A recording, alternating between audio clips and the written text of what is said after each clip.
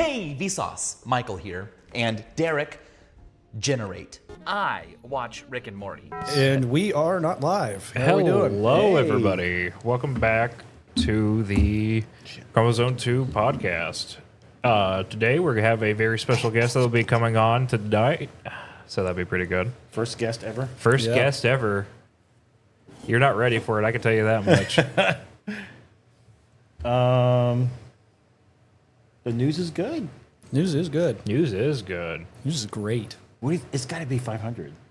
Yeah, it's. I don't know how many executive orders he's signed now, but 500?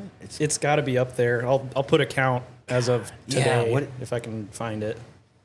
That's, I could probably just it's look so it messed right up that now. the only way you can have the country work is you have to do that. Right, but the problem being is that if it's an executive order, the next guy can come Can in and tear it immediately out. tear it down, which is really funny because the USAID was actually an executive order from JFK, if I'm not mistaken. Stayed in power for a long Oh. time. So, Now that- Can we explain what that is exactly right quick? Because it's not aid. yeah, you see it. The name seems very innocuous. USAID. No, it's not. It's a front for the CIA. It's more USAID. That sounds Yeah, USAID. that sounds more Like I knew what the acronym stood for right before we started rolling. look but it now I up. can't. It's United States Hold on. Agency something. International. I'm illiterate. How do you spell executive? I just found it. Don't worry about it. No, just type in USAID. Yeah, US. No. I'm going to figure out what Trump is doing right now. See how many he has. Okay. How many executive orders? And then we'll do USAID. Oh, somebody already looked. There's like Where? a search already. People are looking it up. How many? What is it? So There used to be a live ticker. It's like how many he signed. I know, man. How many has he signed? And the funniest part is it's like he'll grab a new pen, Yes. sign an executive How many- order, and then put the pen Apparently- with the executive order, Yes. grab a new pen. apparently, it says right here he signed 45 executive orders. I don't believe that. That's No, it's that's- low. That's not how many. it's he's gotta be more than signed. that. It's Yeah. he's signed a lot more than that. Yeah. I'm getting. Have you Say that again. episode 5? Have you not posted that? Are we good to go? I think Oh we're- shit! Oh we yeah, need to name do needs that. to be changed because I left the draft up, so that we're gonna change the draft. What did we talk about that one? Episode 5. I just spent a whole week editing it, and I was blanking. A lot of damn it. it, I know. It was that conversation with that dude from the Discord. Oh, That was a good chunk of it. I know that. so what did we talk? We talked about that on that one, but I can't. talk about Yeah, what are you gonna The title it? I don't know. origins of the first human and which continent they appeared on, or country they appeared in. How about I name it the angry evolution of humanity? Because I got angry in that one. You did? I did. Yeah, I did. I was getting angry. That was the one where I was wearing plaid, right?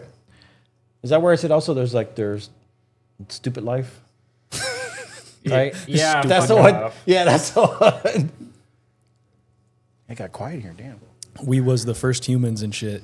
We was kings. We was kings.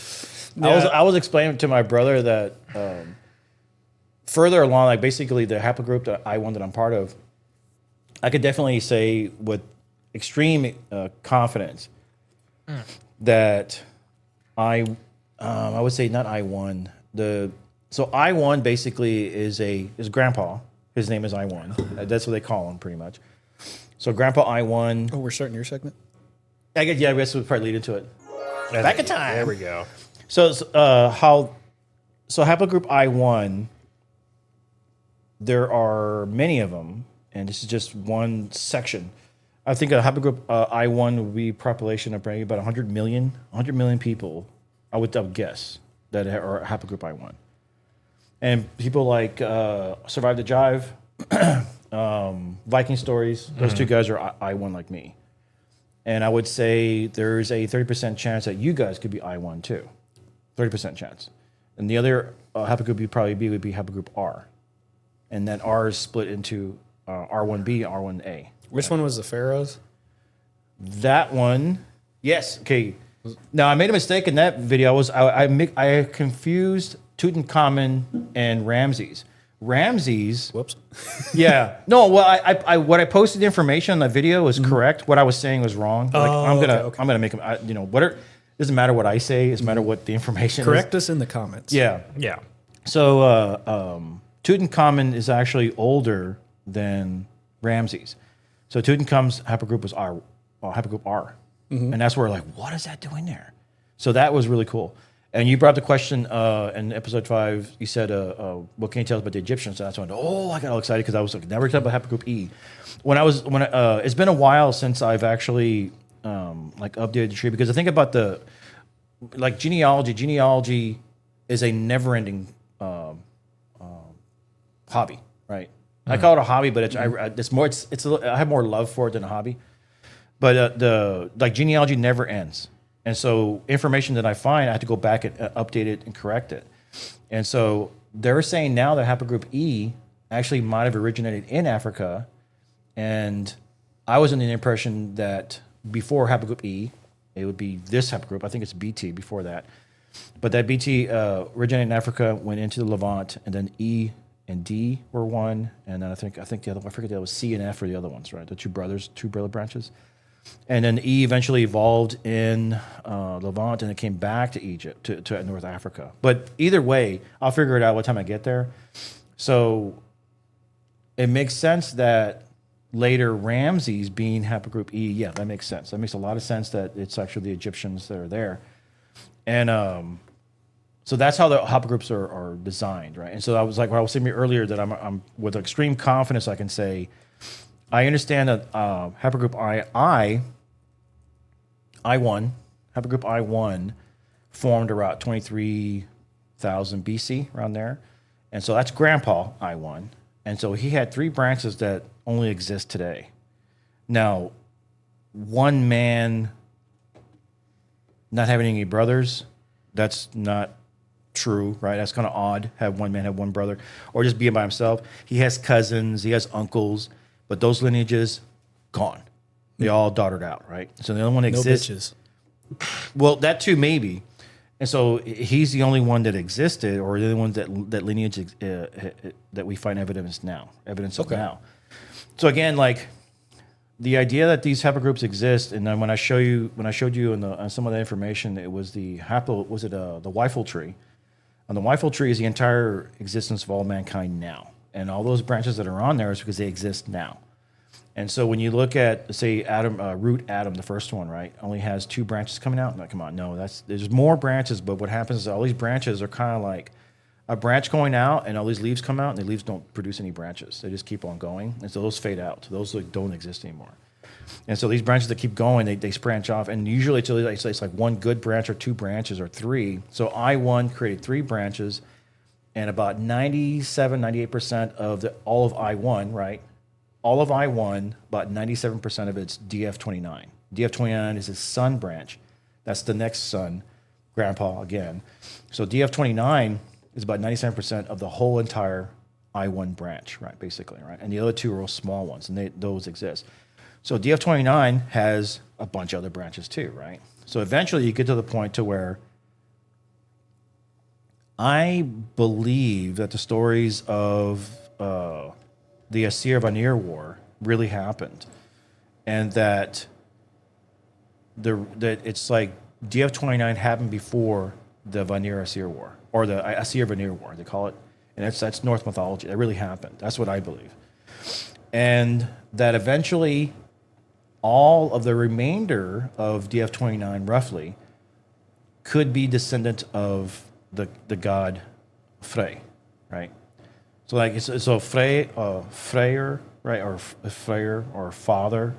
Okay. That's where that comes from, and so I think that's how it works out. So Frey and Freya is his sister, but Freya, so Freyr, which would be, that's where I would say I descend from him, right? And before that, there's the Vanir. Before that, there's the ice giants, whereas they're the what is the ice giants? It's Ymir, Jotun. There you go. So the Jotuns are the ice giants. So Jotun, now Jotun was considered a non-god. The Vanir and the Aesir are the R1Bs, the Yenemni and all them, Thor, Odin, right? And so those come into Scandinavia basically, and eventually it can't conquer our ancestors, so we became unified with them, right? Unified the gods. Mm-hmm. And so that's why so those stories of the Norse mythology and the Y chromosome, they do kind of line up, and it's kind of interesting. So that's what I'm saying. Like when we were talking about earlier of Africa, if once you understand, like, what's the first thing? How do you start a drawing? Where are the borders, right, and where are the trees?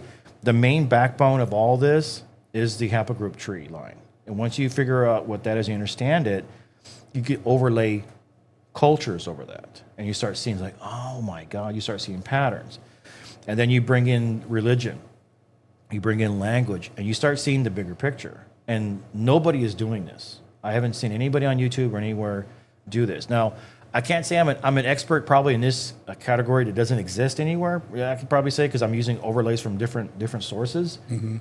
But the big picture that I see, I really believe this is what happened in our timeline, right? And so I descend from the god Frey.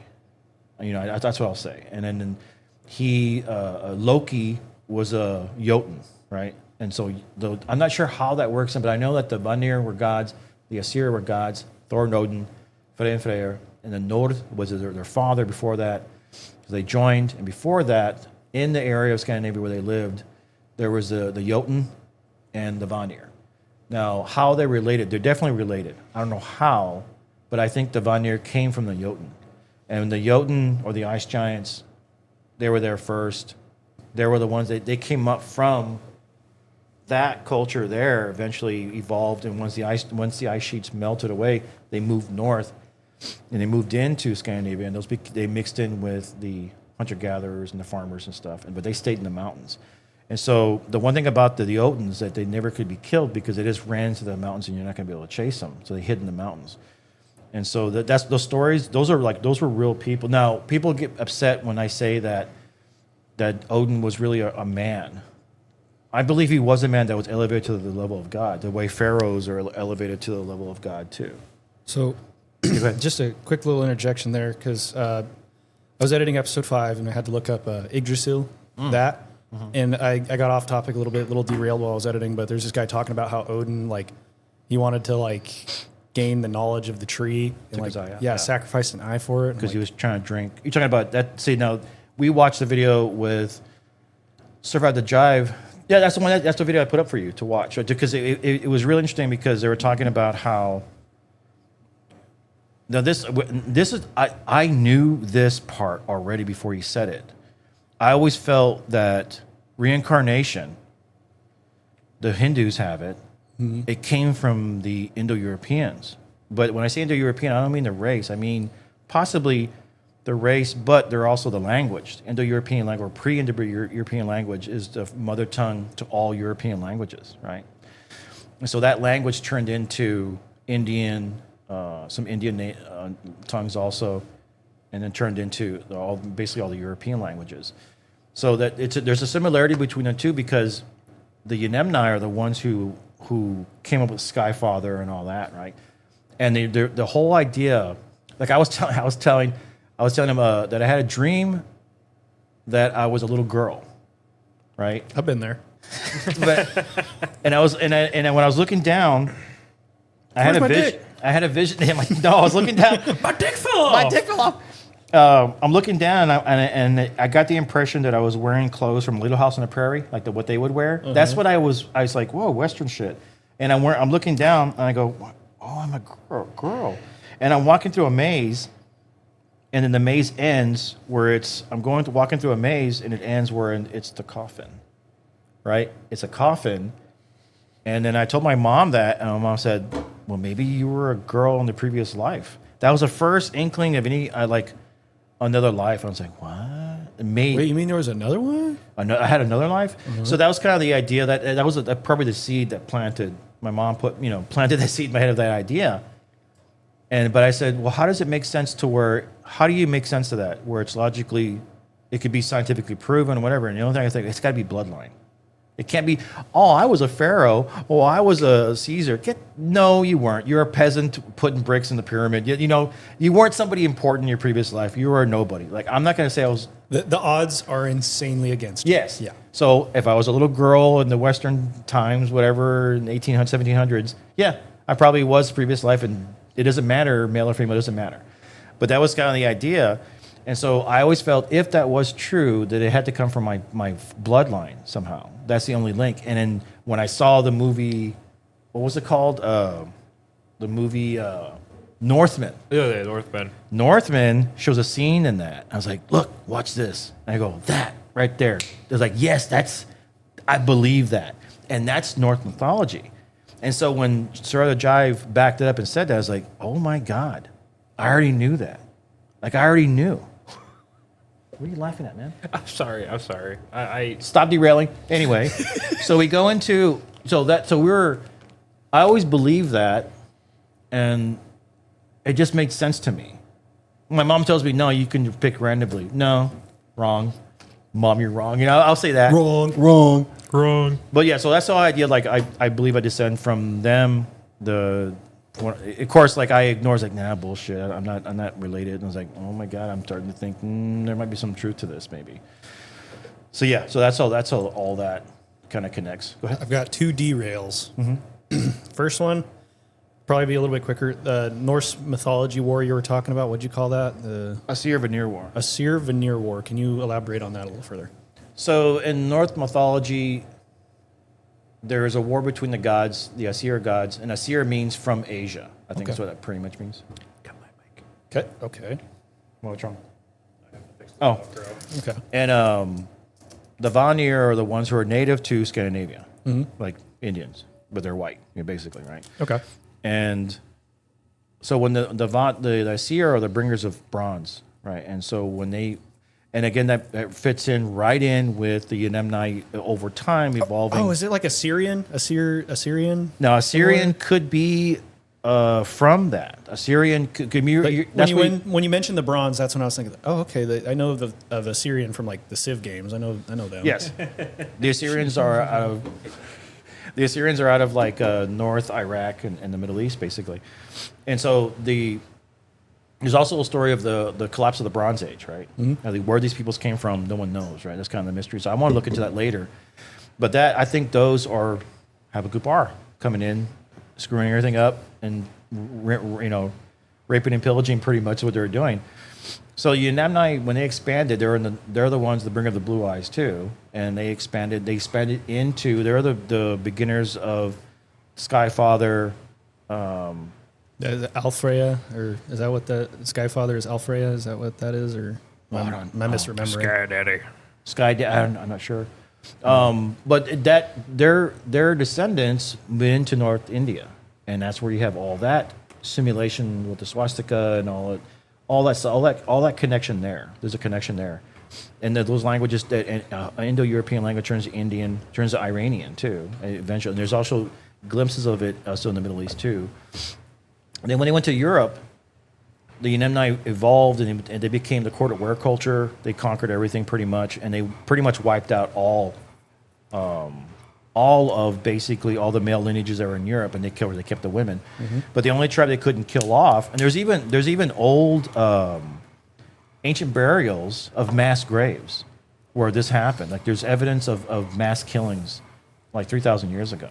Damn. So it was like probably that would be the first European war, but it lasted for 1,000 years basically. So by the time they got to Scandinavia, those are the only ones they couldn't conquer, because the ice, what do they call them?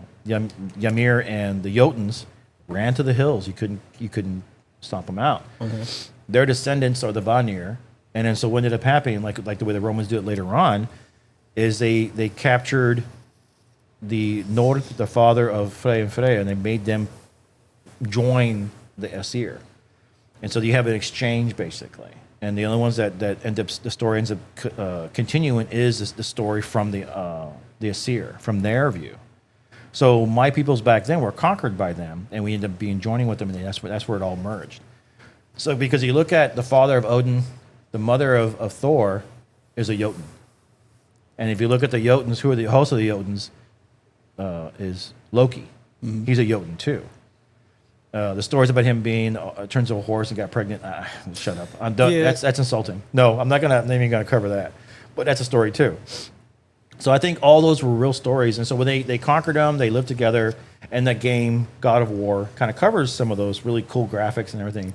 So yeah, that really happened, and that the happened. Marvel movies. Yeah, well, the Marvel movies are just all crap. That's all crap. Don't even listen. Well, to the that first crap. ones were good. Yeah, they're okay, but it's like when I see that, I was like, those are my ancestors, the Jotun and the Von. They never cover the Vanir though. But I know that, and what really for the story, not the Marvel's all completely wrong, but the story is that Odin married Frigg. Now Frigg is a Jotun, and so here's a Thor killing Jotuns, killing her kin basically, and that really happened too.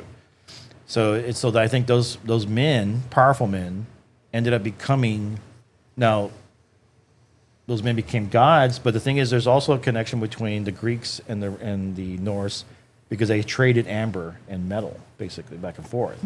So when I get to that part, that gets really interesting too. So that's why Survivor Jive covers a lot of that stuff. Viking Stories covers that stuff too, and it was really neat to see that. I'm friends with on Facebook with Viking Stories, and it was like, oh my god, I found out he was I1. I was like, oh, this is great. Like, there's two ancient cousins of mine that are, in a way, I1 too, like me, that are doing videos on this stuff, and it's like it, and I just knew it. I just knew my connection to them. I don't know how. I just had it. It's in the blood. It has to be in the blood. So that ties into my second derail. All right, are you familiar? Oh, let me get some terminology out of the way first. There's Assassin's Creed games, which I would count that up until Black Flag, which I didn't like Black Flag. Controversial like it? opinion. I didn't like it, but I like up until 3. But that's Assassin's Creed. That's where it stops. Everything after that is Ass Creed. Okay, get those terminologies taken care of. Yeah. Are you familiar with the Assassin's Creed games? Yeah. So do you know about the Animus, the machine that lets you view your ancestors' memories through your DNA? I'm familiar with a little bit of that technology. Yeah. Similar, that had me thinking that when Yeah. we were saying like genetic memory, Yep. which through experimentation, we have proven to some extent that there is genetic memory, but it's more of like instinctual, like that's a predator, run away from it. The best example I can give is they had these rats, and what they do is they would fly a triangle over their pen, and they didn't react to it at all, to the triangle just flying over their pen. And they're enclosed, they've never seen the outside, they do a few more generations, fly the triangle over again, nothing. The moment they fly something that looks remotely like a predator bird over them, they all scatter. What the It's hell? been generations Right. that they were bred in captivity, but they still remember. Oh fuck! They're Right. not worried about the triangle; they're worried about the fucking bird. Yeah. I So think there is some genetic memory. I'm starting to kind of lean towards, I think there is genetic memory has been passed down, because for some reason when I was younger, I always liked the whole Viking burial thing. I don't know why. It's very different Yeah. from what like we're used to over here in the West. Yeah. So, yeah, and it does seem really cool to go out like that. Like That's what, yeah. I think when I was in the Army, I was agnostic. I definitely was agnostic back then because I wanted proof. And so I just picked agnostic. I didn't put, because I grew up Roman Catholic. I would still say I'm agnostic, and that Yeah. like I can't. That was subscribe back to then. one specific one, but Yeah. leaning more on the Christian side at this point. Just Yeah, from just the moral foundations of it are really good. Well, so there is connections now. Okay, I'm definitely not agnostic anymore. I definitely have faith. I do believe in the cosmic God. I believe in that. Okay. That's the God of Einstein, basically. What the way Einstein describes it is I see that's my God too. Right? It's the God of the cosmos, law of the land, basically. And then this idea of one. I think there is connections between the Christians and the Norse. A little bit of connection there. But I think when I was with the pagans in the Austin area, I kind of had to distance myself from them, because when I was Asatru was what I was with them, and some of them were a small majority of them were conservative. Most of them were just like complete whack jobs on the left, basically. And so I remember I get into an argument with one of them, and I was like, I'm done with these people. I don't want to do anything to do with them. So for me, I was still in a searching. I was searching for meaning, basically. So genealogy was definitely part of it, but it was also when I found, years later, is when I found the medicine, basically. And so that when I had the medicine experience, and I thought about, well, this is my kin's. That's another thing too. When Survivor Jive talks about it, he says, what were my kin's religion? What was their faith back then? And that's what I was searching for too. And so for me, it was like, it's not a bad word to say that they were pagan. To be more precise, they were Asatru. And those are basically the old ways what it used to be. And there's nothing wrong with that because they might think it's demonic or whatever. No, it's not. It is what it is. There is a yin and yang. There is good and evil, but they both exist because they're supposed to exist. So that's more of a neutral idea of nature that you're part of it, basically. There can be no good if there is no evil. Right. There is a yin and yang. And so there's a lot of that. There's a lot of stuff that I see. It's really neat how we mentioned earlier about Odin losing an eye because Odin wanted to partake in the liquid of knowledge, right? Mm-hmm. And so, Apple of Eden. right. And what is that? Oh. What am I doing in ayahuasca? It's liquid knowledge in a way. Alcohol is too. They talk about how they took part in mead. Now, mead was probably a brew they created because they lost the soma or soma ra. Soma was a drink they drank in like northern India and the Middle East, and they lost it, and eventually they find some replacement for it, and that's where the spiked wine, that's mead. They partake in shrooms. They do that. Marijuana was used in the Middle East by Jewish temples back a long time ago as 420 blaze it. yeah, yeah. So like all there's a connection to all that, and I definitely see that yeah, there is some stuff that's similar to Christianity. Some things in there. We know it's pagan because Christianity is really Roman Catholic when Rome adopted the religion pretty much back then, and that a lot of the pagan rituals were absorbed into Roman Catholics. Right? They absorbed a lot of pagan rituals, and people are real ignorant to that. Like the Christmas tree example is a Germanic pagan tradition that we use now as Christmas, using the tree. And interesting how the tree, that's Yggdrasil. That's what this tree of life. That's what that is. So there's a lot of those are the kind of mysteries that eventually over time that I'll discover. I've discovered a lot as far as like meaning to what all these things mean. This is just my interpretation of what I've seen, and that's kind of like that's where it all kind of like ends. Like where does it all lead to? Where does it come from? Because for me, it's always been about understanding where things come from. Things are never really like invented out of nothing.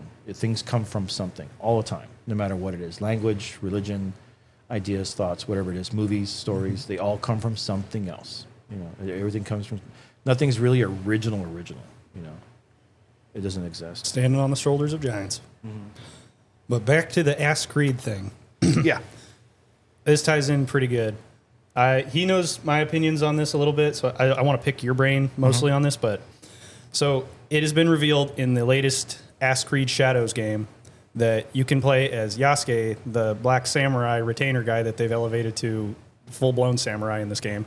You can, as him, go into a Japanese like shrine place and murder innocent people and go into the shrine and fuck up shit, like bust through walls, like smash shit up. I'll put a clip of it up. Now, I'm gonna keep my cards close to my chest here. What I think about that? What's your first impression of hearing that? I don't think there ever was a black samurai. There might have been one. Okay, Yasuke existed, Yeah, but he existed. was more of a novelty type dealio, where it was like so it's Oda, I think. Oda. What are you talking about? I'm not really big on the Japanese history so much, Yeah. but he was basically a retainer, like this guy. He's like, oh, there's a black dude. That's cool. Try I'm to gonna rub his skin. Put him in part of my court, so I show him off with all the other nobles. Yes, yeah, that's what they and did. He was more of like a ceremonial role for the most part.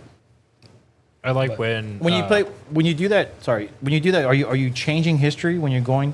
Yeah, but so it's kind of like when Hollywood does like based on true events, and like the only thing that's true about it is that like this person existed at this time, and then they kind of just make a fiction around the rest of it. Yeah. Which I'm not going to fault them for that. That's what that's called, historical fiction. But when they hire people on to make sure they're historically accurate, and they have shit like watermelon showing up way before, in a game with a black samurai. Funny.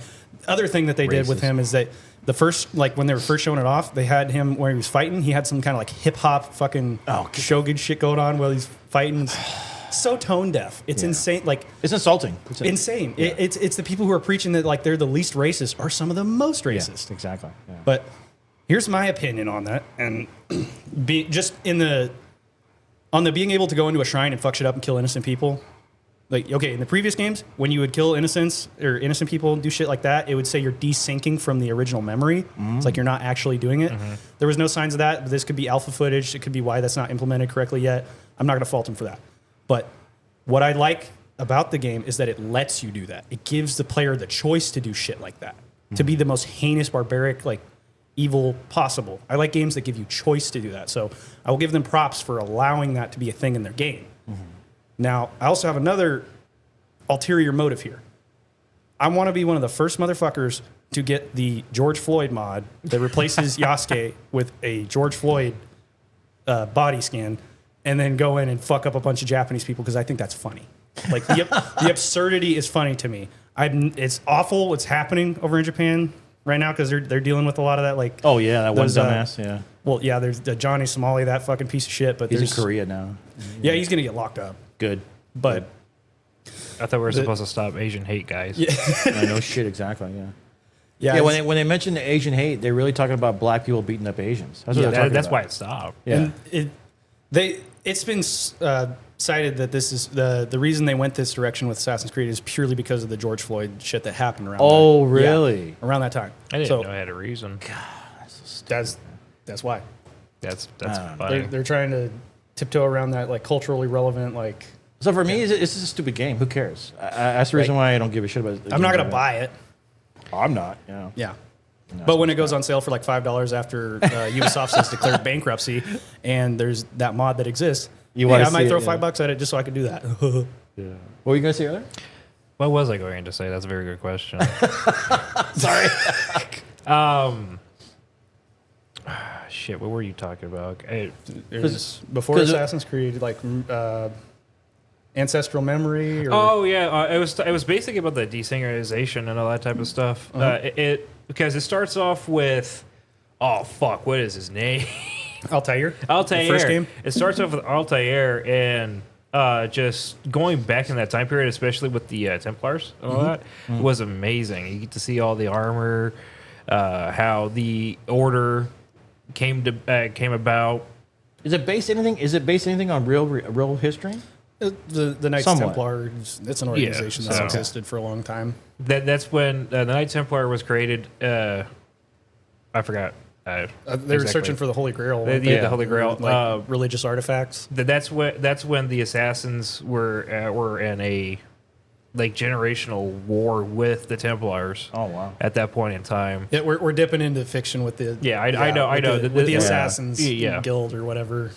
Yeah. The thing is like what's that guy's name? The main character of Second game? Assassins. Desmond. His name is Desmond. Oh yeah, in modern time, when the guy who's going back to view his ancestors, his name is Desmond. So he's the main character. The first like 3 or 4 games, I think. He was in. Oh fuck. I know he was at least the first 3 was Desmond. Yeah. So What was the whole purpose of the game anyway? What was the whole purpose? Is to try to find information? Is that what they're trying Well, to do? the main purpose of it was to entertain, but Yeah. beyond that, To relive history, you being there? just Kinda? getting to go to like historical events, getting to meet Da Vinci Yeah. as a that Ezio. shit was wild, by the way. Yeah. Oh, check this thing out! I invented coffee. Oh, you might add some milk to it. Or so- Oh, man, here's like a prototype gun. Here, put it on your little wrist stabby thing. Yeah. Yeah. Because we were talking about how, seeing that Trump put all these executive orders and then finding out about U.S. aid. Oh yeah. By the way, that US AIDS. is What is it? What is it, Temple? It's US United States Agency for International Development. which you could argue, yeah, that's aid. That's International that's development, amazing. but- They finally got to the source where all this stuff is coming from. Well, that's definitely not the source. Essentially, oh man. the first thing that broke all this kind of shit was when the Twitter files originally dropped, where it was Yeah. like Matt Taibbi and Michael Schellenberger, I think's his name, where those guys were dipping into like the internal Slack messages of Twitter, and that opened the floodgates. Where it's like, okay, this is federal involvement in these social media platforms, steering them in a direction they want them to go, stopping disinformation quotes, disinformation on the Hunter Biden laptop. That's here in the States you're doing it. Yeah. Okay, see, I was explaining to him the other night that when I was in high school, I think I would, if I look back at myself, I would label myself a neocon. I was a neocon back then. And I was like pro-American neocon, and I kind of liked the idea because it all kind of spins off from World War II. The idea of the The New liberal Yes. economic order. That. Okay, that now the idea was, look, man, we need to stop fighting, and we need to prevent this from happening. If somehow we can, some wars we can have, if it makes our agenda or makes our movement better, I could see that. So for me, I was like, well, I was explaining like, okay, we're 4.2. What the? I think the bunker's being invaded. FBI, open up!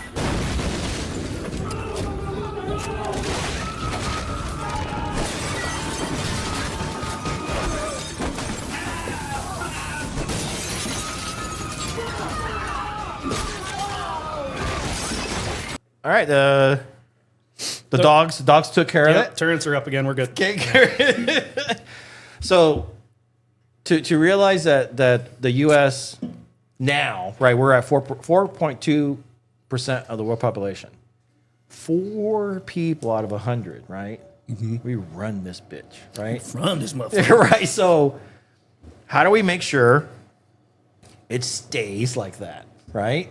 So after World War II, the idea was, look, man, we've had 2 world wars. Now, the World War I and World War II, not that many. Well, yeah, compared to, okay, if you were to get a top 10 wars, right, in human history that have been recorded. Top 10 is in like number of Death. casualty. Okay. Death, as far as like death. Not right? like the coolest. No, well, yeah, I would say the coolest. Personally, I think Cadia. That was the coolest. So I think it was like 6 of them, or the Mongols, right? The Mongols, the Mongolian Empire had all these waves of battles, and they killed hundreds of millions of people, right? And then so World War II and World War I are in there, and they're way at the bottom. Okay, as far as like number 1 being the most death in a battle or a battle, World War II, World War I are right at the bottom of that top 10, right? So yeah, but as far as like the world, this is a world, including the entire world. It was a big thing. So World War I wasn't called, it was called the Great War, and World War II happened because the mistakes that we made in World War I after World War I was because the only surviving nation from that first war was the Ottoman Empire had broken up. The French and British took care of that. Then the Austro-Hungarian Empire totally broke apart too. The only intact nation was Germany. That was part of that alliance, right? So we made them pay, right? Which is that's where they messed up. And so the idea was they wanted them to stop doing that, and they just made it worse for the 30 years, 20 years later, it happened again. Yeah, essentially, the biggest takeaway from that was after we decimate a populace after a war, we need to build them back up. Right. Yeah. Make him an ally, make him a partner. That's kind of the idea. So after World War II, here we go again. Now we're against the Russians now, basically, or the Soviets, right? So the idea was to bring in Germany. And the only reason why NATO exists is because when the Soviet Union invaded Czechoslovakia, and we created NATO because of that. It's their fault.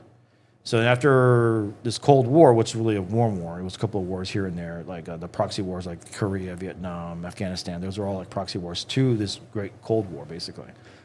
And so the idea was, okay, look, man, we can't just let Germany sit to the sideline. We need them on our side. And so they bring in West Germany, and a lot of the allies were against that. When you look at the actual treaty of NATO, we are the protectors of Europe, basically. On paper, they owe us. Yeah, that's how they've been able to subsidize, like with the healthcare things. Like, we're like, oh, well, healthcare's so good over here. Is like, well, yeah, because America's been fucking covering your ass, like defensive wise. Like, you don't have to pay for any of that. Because the reason why Europe has prospered after World War II was because Germany is. If you look at the EU now, the EU power is Germany is the secret power behind the EU. They're the real power behind the EU. Their economy has brought that whole continent back up again, and they're trying to spread out by making one currency, basically. And it kind of like depletes everyone else while the other one brings up. So it kind of equilibrium. That's something Alex Jones was talking about clear back in like the early 2000s. Was like they were trying to do that over in the States with like the Amero, where it would be like a shared currency between Canada, America, and the fucking Mexico. Yeah. I don't know if that's a good idea. So that's kind of that's the whole reason. So Europe is protected by us. It's like a mandate, basically, and we're they're not our subjects. They're allied nations, separate independent nations, but we're their big brother, and we're going to decide what's best for them, even for Dad, for England, right? In a way, so I don't almost look like vassals. Almost. yes, Yeah. almost vassal, but not vassals, but they're still allied. Yeah, and with we the forget. illusion they can leave.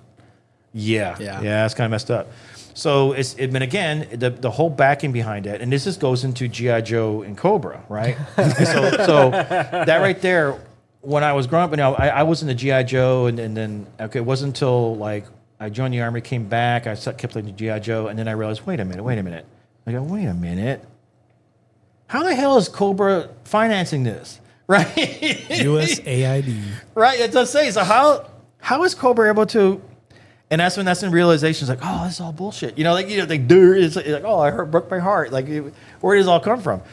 So it's the economy, stupid, right? Mm-hmm. It's the economy, and that's the reason why this 4% controls the world, because our economy is what gives us that ability to do that. And so the idea, how do we protect that piggy bank? And it's to, like this U.S. aid, is to make this country more suitable to be a friend, and we can continue the money coming in, and it ties into the petrodollar a lot too, there, because how are we going to get people to pay only in U.S. dollars for oil? Well, give them a bunch of old fucking U.S. dollars.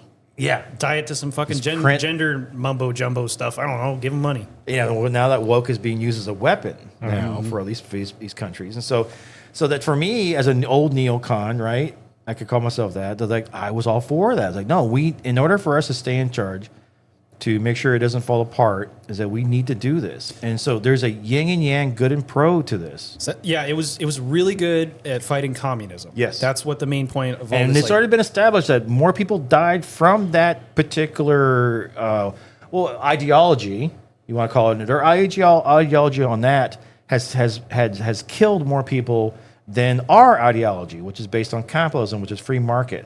So that's what I'm saying. That justified us. To all these countries, 85 countries, they said that we've overthrown. It justified us. Like, no, we're the righteous, right? And this is into more detail, probably a little more. I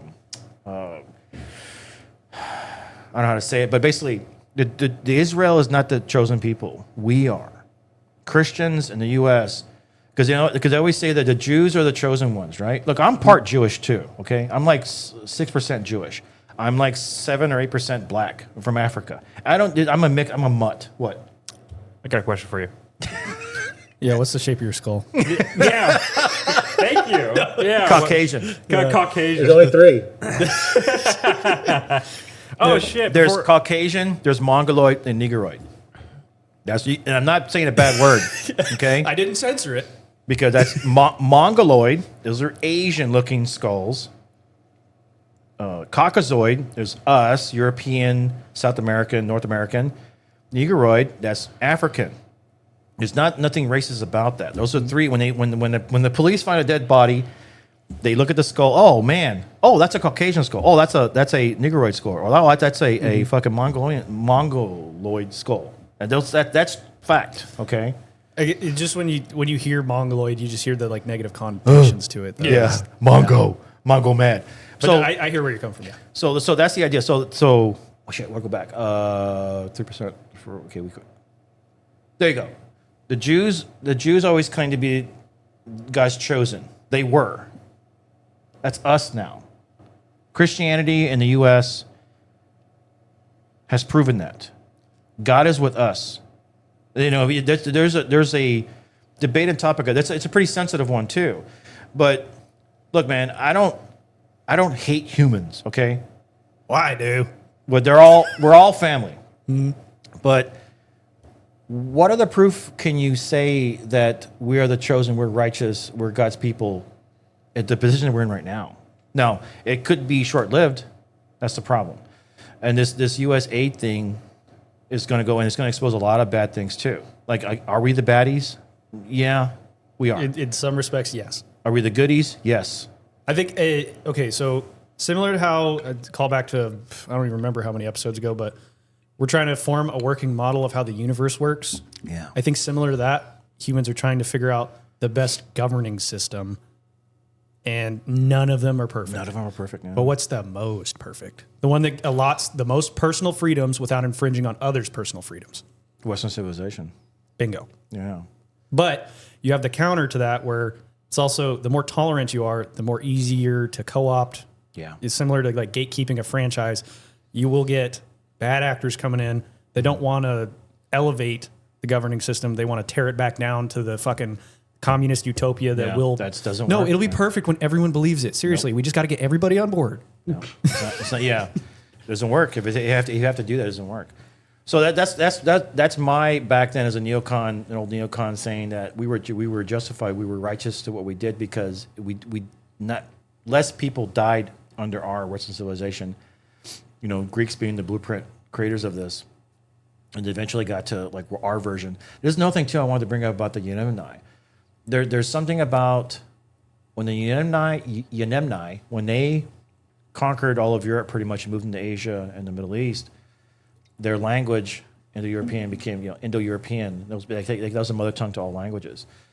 Through generations, they would move, they would migrate. Their sons would move and they'd migrate and they'd conquer and kill everyone and they'd migrate. I think there's a connection to the manifest destiny to that, right? And what I mean by that is like, where did it originate from? The Yenemni expanding through Europe, conquering everyone. That's where my people linked with them, merged. If you look at all the royals in Europe, all of them are haplogroup R, except for the Swedes are haplogroup I1. So there's kings and queens that were I1. Those are my people. So the Swedes was the only place where I1 were kings. The what do you call the House of Liechtenstein? They're I1 also. So they were part of the Austro-Hungarian Empire back then. So these descendants of the Yenemni, they become the Europeans. And what do the Europeans do? They colonize the world. And then their offspring, us, the brightest sun, right? Us, what did we do? We went west, manifest destiny. And after everything's been explored and conquered, what's next? Space, moon, Mars, right? So this, yes, you put a picture of Hillary. Whoa, look at the balloons. Yeah. I didn't even think about that. I was doing that. So that's what I'm saying. This Yenemni, deep down on, I'm guessing you guys are ours, but like your ancestry basically I'm just saying because it's like there's a 70% chance you guys are haplogroup R. Mm-hmm. And there's I think you said we were I. No. There's a 30% chance you're I, but I'm Okay. just gonna leave you guys haplogroup R's. Yeah, my apologies. So you're the baddies. So anyway, the idea was basically that this manifest destiny is where it all came from. The Yenemni expanding Europe, colonized. One of the sons, the America, manifest destiny, we conquer everything. Now we're going to the moon and Mars, right? This thing has been there for 4,000 years. This is what this family has done. This R1, R1A, R1B family has done. And so that if you want to attribute one good thing to what family or the race of people or a family of people, that's what they did. That's what they gave this world. And so no other. The Chinese could have come to North and South America, but they didn't. This wasn't in them. The Africans could have expanded out. Their offspring did. They stayed home. There's also the larger an empire gets, the more of a strain it is. Yeah, you have to expand. Yeah. So the idea of us conquering the world through overthrowing countries and all this and everything's, I would say, yeah, I'm for it, but I know it's bad, and a lot of things are probably going to get exposed. But the only thing I worry about I was talking to him about it, was that I'm afraid this is all going to fall apart. We were righteous in what we did as an old neocon. I feel like we were right in what we did. That's the old Republicans. The old Republicans before it became Trump's Republic. Yeah, it has evolved into the Make America Great Again, Yep. like putting putting Americans first. Meritocracy. Yeah. Because that was the thing too. Because when I was explaining, the Republicans back then were considered big companies, big pharma, I guess, big companies, industrial, not for the little man. Democrat Party was the little man. That's where meritocracy was. And meritocracy was a Democrat Party. That's where that was, and that's where Kennedy's from. That's where all the workers were from. But eventually, when Clinton came in, they became just like carbon copy of the Republicans, and they started losing those workers, and they moved over to the Republican side. The Republicans are now the party of the working class. Yes, they're the meritocracy now, and it was I think the final thing was Trump bringing them over. That was the final thing. The That biggest was, middle yeah, finger to the establishment we could have ever imagined. is taking over the establishment, and that's what the working class Taking the power back and then pulling the curtain back so that everyone, the people can see, Yep. here's what's been hiding. Here's the dirty laundry we've been stuffing under the couch. There's a lot of bad things that have come out too of this. I think I see light, because light's the best disinfectant, and so we have to face this. But they're all done. They were all done in justification, though. I think what the neocons did back then, Reagan, because I was a big. I remember a time when my grandfather, on my mom's side, man, he hated Reagan, and I thought he was a Kennedy. So he was a Carter guy, and yeah, I was like, I was like, whoa. And I was when Reagan became president. This was in the '80s. I was in Grenada, '82 when that happened. I was in junior high, elementary. No, I was in junior high, and Reagan was the president back then. I think it was too. Yeah. So yeah, I'm not the biggest fan of Reagan. I'll just put that. really. Yeah. Well, Actually. to me, I was a fan of his because he was the best thing we had back then. He definitely wasn't a Trump, that's for sure. He was an actor. And if we saw this Reagan movie with Dennis Quaid, if that's true what happened and how the SALT 2 or SALT 3 talks in Iceland, in Reykjavik, they're trying to negotiate. There was a really neat scene where they're arguing and accusing each other of things, and Reagan just like looks around, like he's smiling, and he gets up and goes back to the door. He goes, 100 years ago, this is what I did. Take 2. Hi. My name is, it started over again, and I was like, no way, that really happened? That really happened? And that's pretty cool. That's the idea of like, the acting helped him, I think, kind of break the ice easier, and he was charming too. And that's the reason why the things he said, he was saying things that libertarians adopted later. I've got some. Okay. Go ahead. 2 things I really don't like. First one, assault weapons ban. Or not assault weapons ban. Machine gun eventually. He got shot, that's why. Right, yeah, but it's limiting personal freedoms, which, to be fair, True. yeah, having a like high capacity, like fully automatic weapon, like I could see that could be a problem, but like, fuck you, I want to be able to own one. I agree with you on that, yeah. I don't care if you need some kind of registry for that kind of shit, whatever, but you shouldn't just outright ban. Could you call Reagan a gun grabber? In a way, yeah. Yeah, I And then the other thing, no fault divorce. That's bullshit. Yeah, he's part of the reason why we have that now. That's too big with, Yeah. problems that Reagan made, yeah. I can see you arguing that. Like if you're able to just like back out a contract when no one's like broken any of the rules of the contract, there's no point in having a contract. Yeah, I know. Yeah. Yeah, so that was my those are my old days when I was back in the old empire when neocon. I understand that. That's part of the reason why I'm okay with Trump not completely dissolving the USAID, is because like We need it, dude. Come on. there's certain things where it's like, okay, I understand why this operates, but we need to fucking cut the fat there, because you cannot argue that fucking is it 5 million in condoms to Gaza? No. I heard it was 50. Now it's 100 million. What the hell? The other thing about that, it's not just the condoms, but that was like they ran the numbers on it. It was like 400 condoms per person over there, which, by the way, contraceptives are haram. You can't use those. Yeah, I know, right? They're literally just fucking tying grenades to them and Yes. just floating them over to fucking Israel. So that's a cheese. Yeah. That's what. Christ. yeah, they're weaponizing it. It's like when When we they use those as a weapon. How can we use those as a weapon? we gave them fucking pipes so they could run water, and then they fucking took those pipes and turned them into fucking rockets or rocket launchers. So they'll weaponize anything we give them. Oh, I didn't even go into the history part. Oh no, you didn't. No. We just got on a tangent. But those are the things that no one's really talking about. Like that, I was all for that, man. Go ahead. Yeah. So I have to say one thing and one thing only. I am so glad you did not get deported. Oh, I was just thinking that. Yeah, I was expecting like show up. I was like, oh, door's locked. Can't get into the silo. Oh my God. Yo soy Americano. No disparo. Soy Americano. Like, you quit that main speak. Oh my god. I used to call it janitor talk. That's what I would say. Janitor talk. I don't speak janitor. Oh, I'm so tired, bro. I'm so tired. So that's that scene from the Alamo where Travis is, I guess, slave, and once he gets shot in the head, and I go, well, that's it for me. I'm out of here. And he walks back during the battle, gets back in his room, and is like, "Yo, soy negro, no disparo, soy negro." Hey, he's holding he's this holding leg. he's holding this thing. Yo, soy negro, no disparo. I'm not even saying if I'm saying disparo is I think don't kill. I forget what that means. He was there, When you know. you told me that, I was like, I started laughing. He's like, "You soy Americano, no disparo." He was there, you know, right? I was there. You were there? You were at the Alamo? Yeah.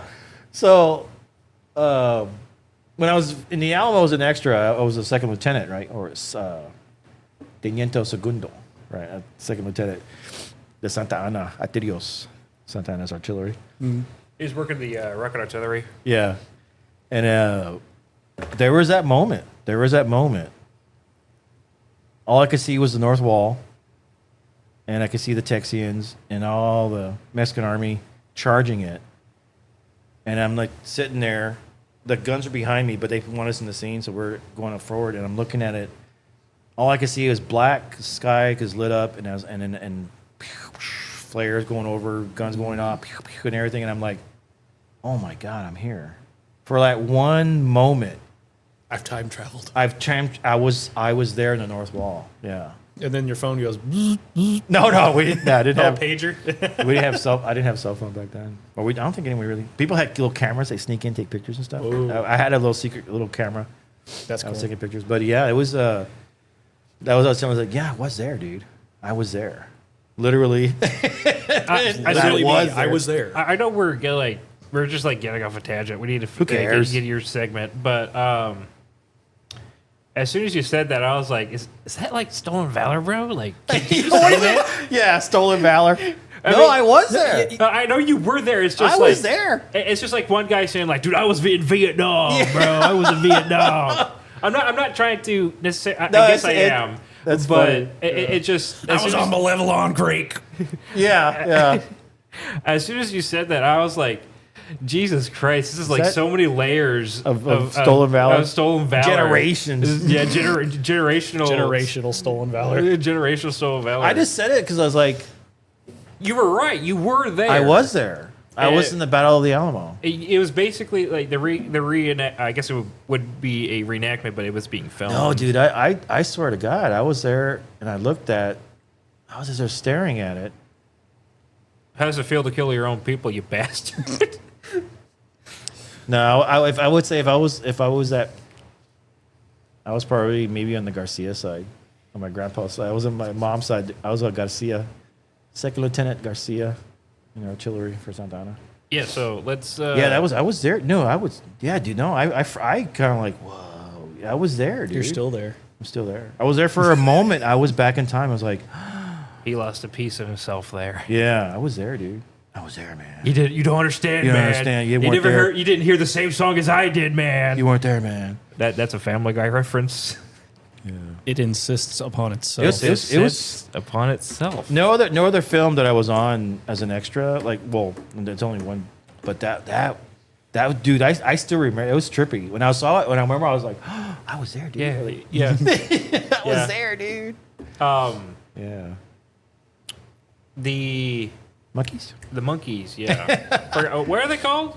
So finally, we're getting Yeah, to. we're finally getting to this. So this episode, I'm talking about the Catarrhini, and the Catarrhini. Let's see. So the Catarrhini they're pretty much around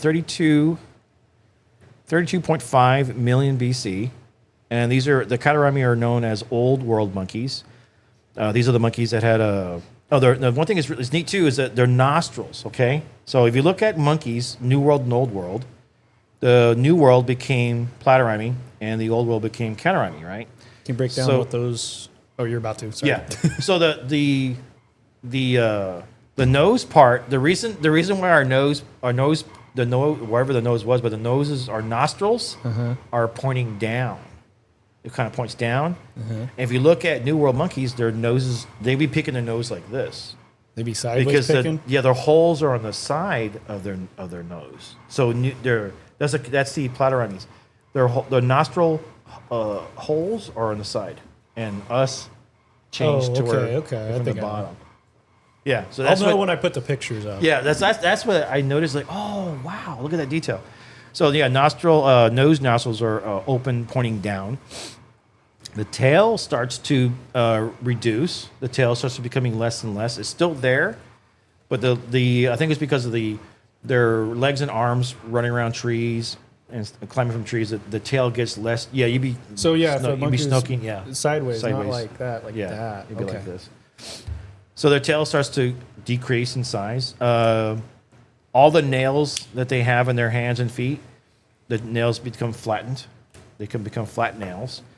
At this time, definitely we go from 3 to 4 premolars to 2 premolars on each side. That changes too. What happens also is that there's a ear tunnel, or we start to develop an ear tunnel that the Platyrrhini don't have. So like just an extra range of hearing then? Or I would wonder what the evolutionary benefits I think the would be. drum, our ear drum is internal instead of on the edge. Oh, okay. That's gone into like a little tunnel. Now I'm gonna show up a skull, boop, and basically is a frontal splenoid contact. Now what that means is that there's these 4 bones. I'll show in the picture. These 4 bones that connect to each other on the side of our skull. So these 2 for everyone. Okay, there's like 2 bones that goes on the side of your head, and there's 2 over here. What ends up happening is that those 2 get out of the way, and these 2 meet. That somehow the structural skull changes too. And I'll show the picture of what ours looks like and what theirs. That's with the Platyrrhini and it's with the Catarrhini. That's what ends up changing their skull. So, and that's where the ear tunnel that starts changing too. The skull over, again. Now this is like from the simiiforms, where they're all the monkeys basically, and these monkeys. This is 12.5 million years later. The structure of the skull starts to change. The nose starts pointing downwards. The tail decreases. All that happens. And this is crazy. Okay. The size of this Catarrhini, us ancestors, right? 13 pounds. Little monkey. Little Catarrhini body, like holding a cat. Like a cat-sized person. And is about 13 pounds. That's how much we weighed. So this is roughly. still a precursor to like New World New This World is- apes or Yeah, the New World monkeys are in South America. Old World Okay. monkeys in So, Africa. this is before that. I was just trying to make sure. right around there, right after that. Actually. After it. Okay. After. This So is they're the still Catarrhini. tiny when they got all these. They're okay. still tiny, and the skull is 4 inches long. Here, take your wee out. Let's look at this 4 inches. What the fuck? No, I'm kidding. So basically, the skull is 4 inches from nose to back. Mm-hmm. The little skull, whatever it is, I'm guessing this is 4 inches. Your thumb is usually an inch. So 1. Yeah, there you go. Right about that. This is a skull of our ancestors, that's how big the skull was. Damn. You just like crunch it. Like when we saw Astartes 2, when he's holding the towel head guy, he's holding the towel with his hand. Do you see that one? Oh, I'll show you that one. We do need to hit on Astartes too, because I got some. Oh my God, some dude. terrifying developments about that. Yeah. No. But we'll save it. Okay, We'll save it. so that's how big we are. We're still little tiny creatures. Eventually, this is like 32.5 million BC, until we develop nuclear bombs and start conquering the planets. This is some time until then. The next one, okay, that's the Catarrhini, and so the next one after the Catarrhini, our lineage turns into the Hominoidea. That sounds made up. So Hominoidea. Hominoidea is where it evolves into eventually, and then that happens around maybe 2 million to maybe around I would think around 30 million to maybe 28 million. I'll get the exact date later, but just a few million years later, we lose our tail. And I want it back. You still have a little piece of it. So the Hominoidea, those are basically the hominoids and the apes, and that's where the gibbon. That's where basically they have no more tails, and that's to make this main distinction to our next level of evolution. Yeah. All right, toodaloo. That is Nope, wrong one. Perfect. This one right here. That was a Catarimi. All right. So wait, tell me about this. Okay, so Have you saw a trailer? I did, and I was very excited for it. But What'd you there's a guy I listened to, which this will tie into the Weimar Germany thing because it's the same guy I heard it from. But Archcast, that guy, the biggest streamer in Norway or Denmark, I can't remember exactly where, but congrats. But he was talking about how a lot of the clips in that trailer are from the original Patreon the guy had, the guy who made Astartes. Really? Yeah, so they're just reusing that. And when they say that he's part of like the team working on it, Yeah. it could be the same thing they did with like I think it was Lord of the Rings or Rings of Power, that where it's like they said like someone was consulting on it, where it's like all they did was they rang him up on the phone, talked to him once, and that was all they did. And they said he was still part of the project. They could be doing something similar to Astartes 2, where it's like they're using his clips from his Patreon to advertise for it, but really he's just doing it like a consulting gig on it, where it's like he has barely any input. It could be something like that. Oh no. Norway, biggest streamer in Norway. At least just what it's telling But me. that's a speculation. We don't know that for sure. Exactly. So that footage is not new. Is that what you're saying? Is that No, what he's it saying? appears to be just clips from his original Patreon before that got nuked by Games Workshop. Way to Yeah. destroy a community, by the way, Games Workshop. No, yeah, because they want to. They realized he was doing better than them. They're trying to gatekeep, which that can be commended, but they haven't gatekept in a way that's actually going to keep the franchise alive long term. Yeah, but he's doing his visuals are way better than them. He has this way of movement where it's like something. The way the Astartes are described is like something detail. that big should not be able to move as fast as it does. And I think the way he animates, like something that Arch said, it's the I'm gonna fuck up this term, but it was like the efficiency of movement, I think is what he said, where it's like these things are moving in the most efficient way to kill things. And like the way he was describing the secret level is like there's a lot more flair to it. It was like obviously the guy didn't have as much input on that because they're moving, they're doing all these flourishes, parries, shit like that. Yeah. Stuff where it's like dancing almost, whereas in the original Astartes, all of it was efficient. It's just to kill, get the mission done as fast and as quickly as possible. I've heard nerds talk about how they don't move that fast. I go, shut the fuck up. Shut the fuck up. No, the description, the original description is something that big should not be able to move like that. I'm Who's saying paraphrasing that? a little bit. This is from like the books, the original like lore, like compendiums or whatever game rules. The original lore for Astartes is something that big should not be able to move as fast as they do, and it's because of the black carapace and all these other like cybernetic enhancements and shit like that they got. Nah, bullshit. That's part of the non redcon of what Warhammer always does. Nothing's canon. Yeah, I nothing's guess. canon. So I think that the creator of Astartes, the first one, got it right. Yes, Done. that's what I'm saying too. Is Yeah. the way he animated it, the way they're Because It when was we saw so beautiful. it was no when we saw the secret level, how they were moving their swords around. Look how they're moving their swords. And I was like, look at their sword movement. Like, okay, that's similar to what he did with Astartes. Then you see that, yeah, exactly. So there's anyone complaining. I remember they were complaining about that. So these nerds, they were complaining about that. And I was like, shut the fuck up. What the fuck do you? Yeah, you know more than I do, but I don't care what you say. I still like it. It looks good. It's done better, and it is. That's all that matters. Not only is it done better, it's a tell you the truth, man. When I hear the dialogue from what Warhammer's done with a lot of this, the Space Marines talking. Oh my God, it's so fucking elementary, And the idea that he did this Astartes with no dialogue, show, don't tell. Yeah, that's when narration in a movie is the worst thing ever. That's the reason why when you watch Blade Runner, the first one, there's a narration for it. And when I was a kid, I liked it because I didn't know what was going on. But when you get older, no, you don't want narration because you want to be able to let the movie show you. Don't preach and expedition tell me, show me. That's what a movie does. And so this right here, when I saw this one, when I saw Astartes, that was the best ever non-dialogue, and you knew what they were saying. That was the best I've ever seen. It's like the thing you told me about. What was it called? Miser. Meisner.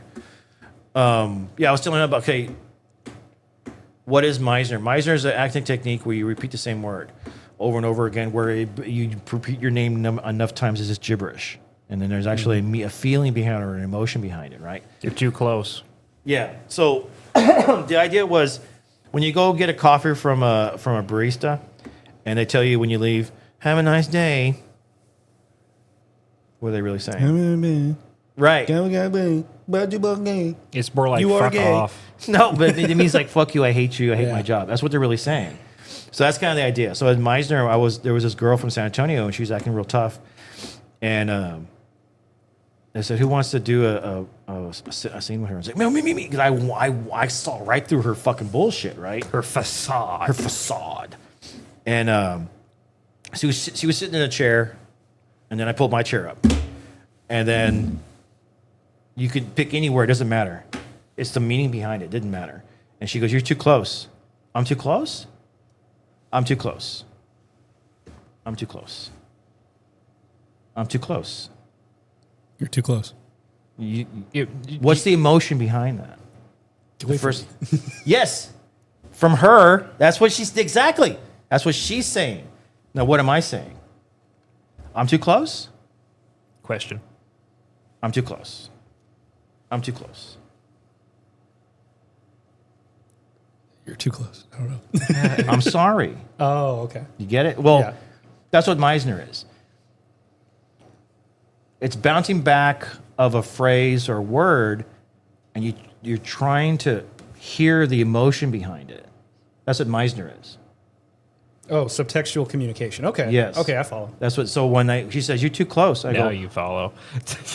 But no, no, it takes a while because that's. I'm No, I saying. was just trying, like, I'm familiar with the saying a thing too many times to where it loses its meaning, but like, Yes. I was trying to understand. I got It you. is part of that too, because it is after a while, it didn't matter what the words were.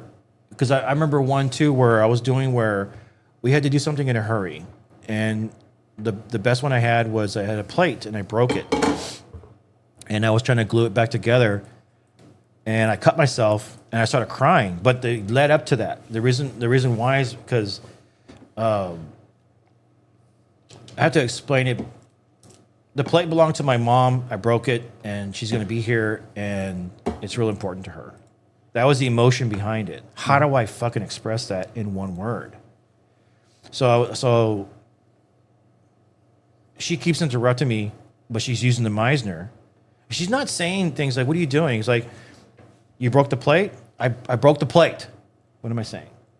You're upset at yourself. You broke the plate. Right. Or I'm saying, "Fuck you." Yeah, I know. Duh. That's what I'm saying. Right? I broke the plate.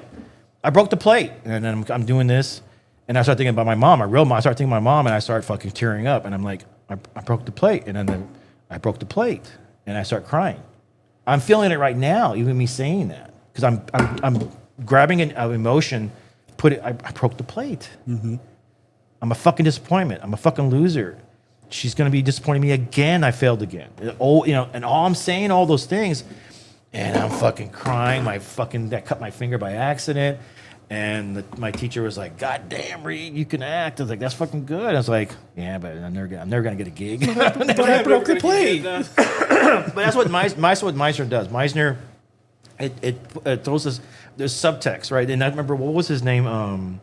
Joe Rogan had a guy on. I think he was a teacher, and he was talking about subtext, right? And he said he was trying to direct actors, and he says he draws a wavy line, and that's the ocean. He puts boats on it.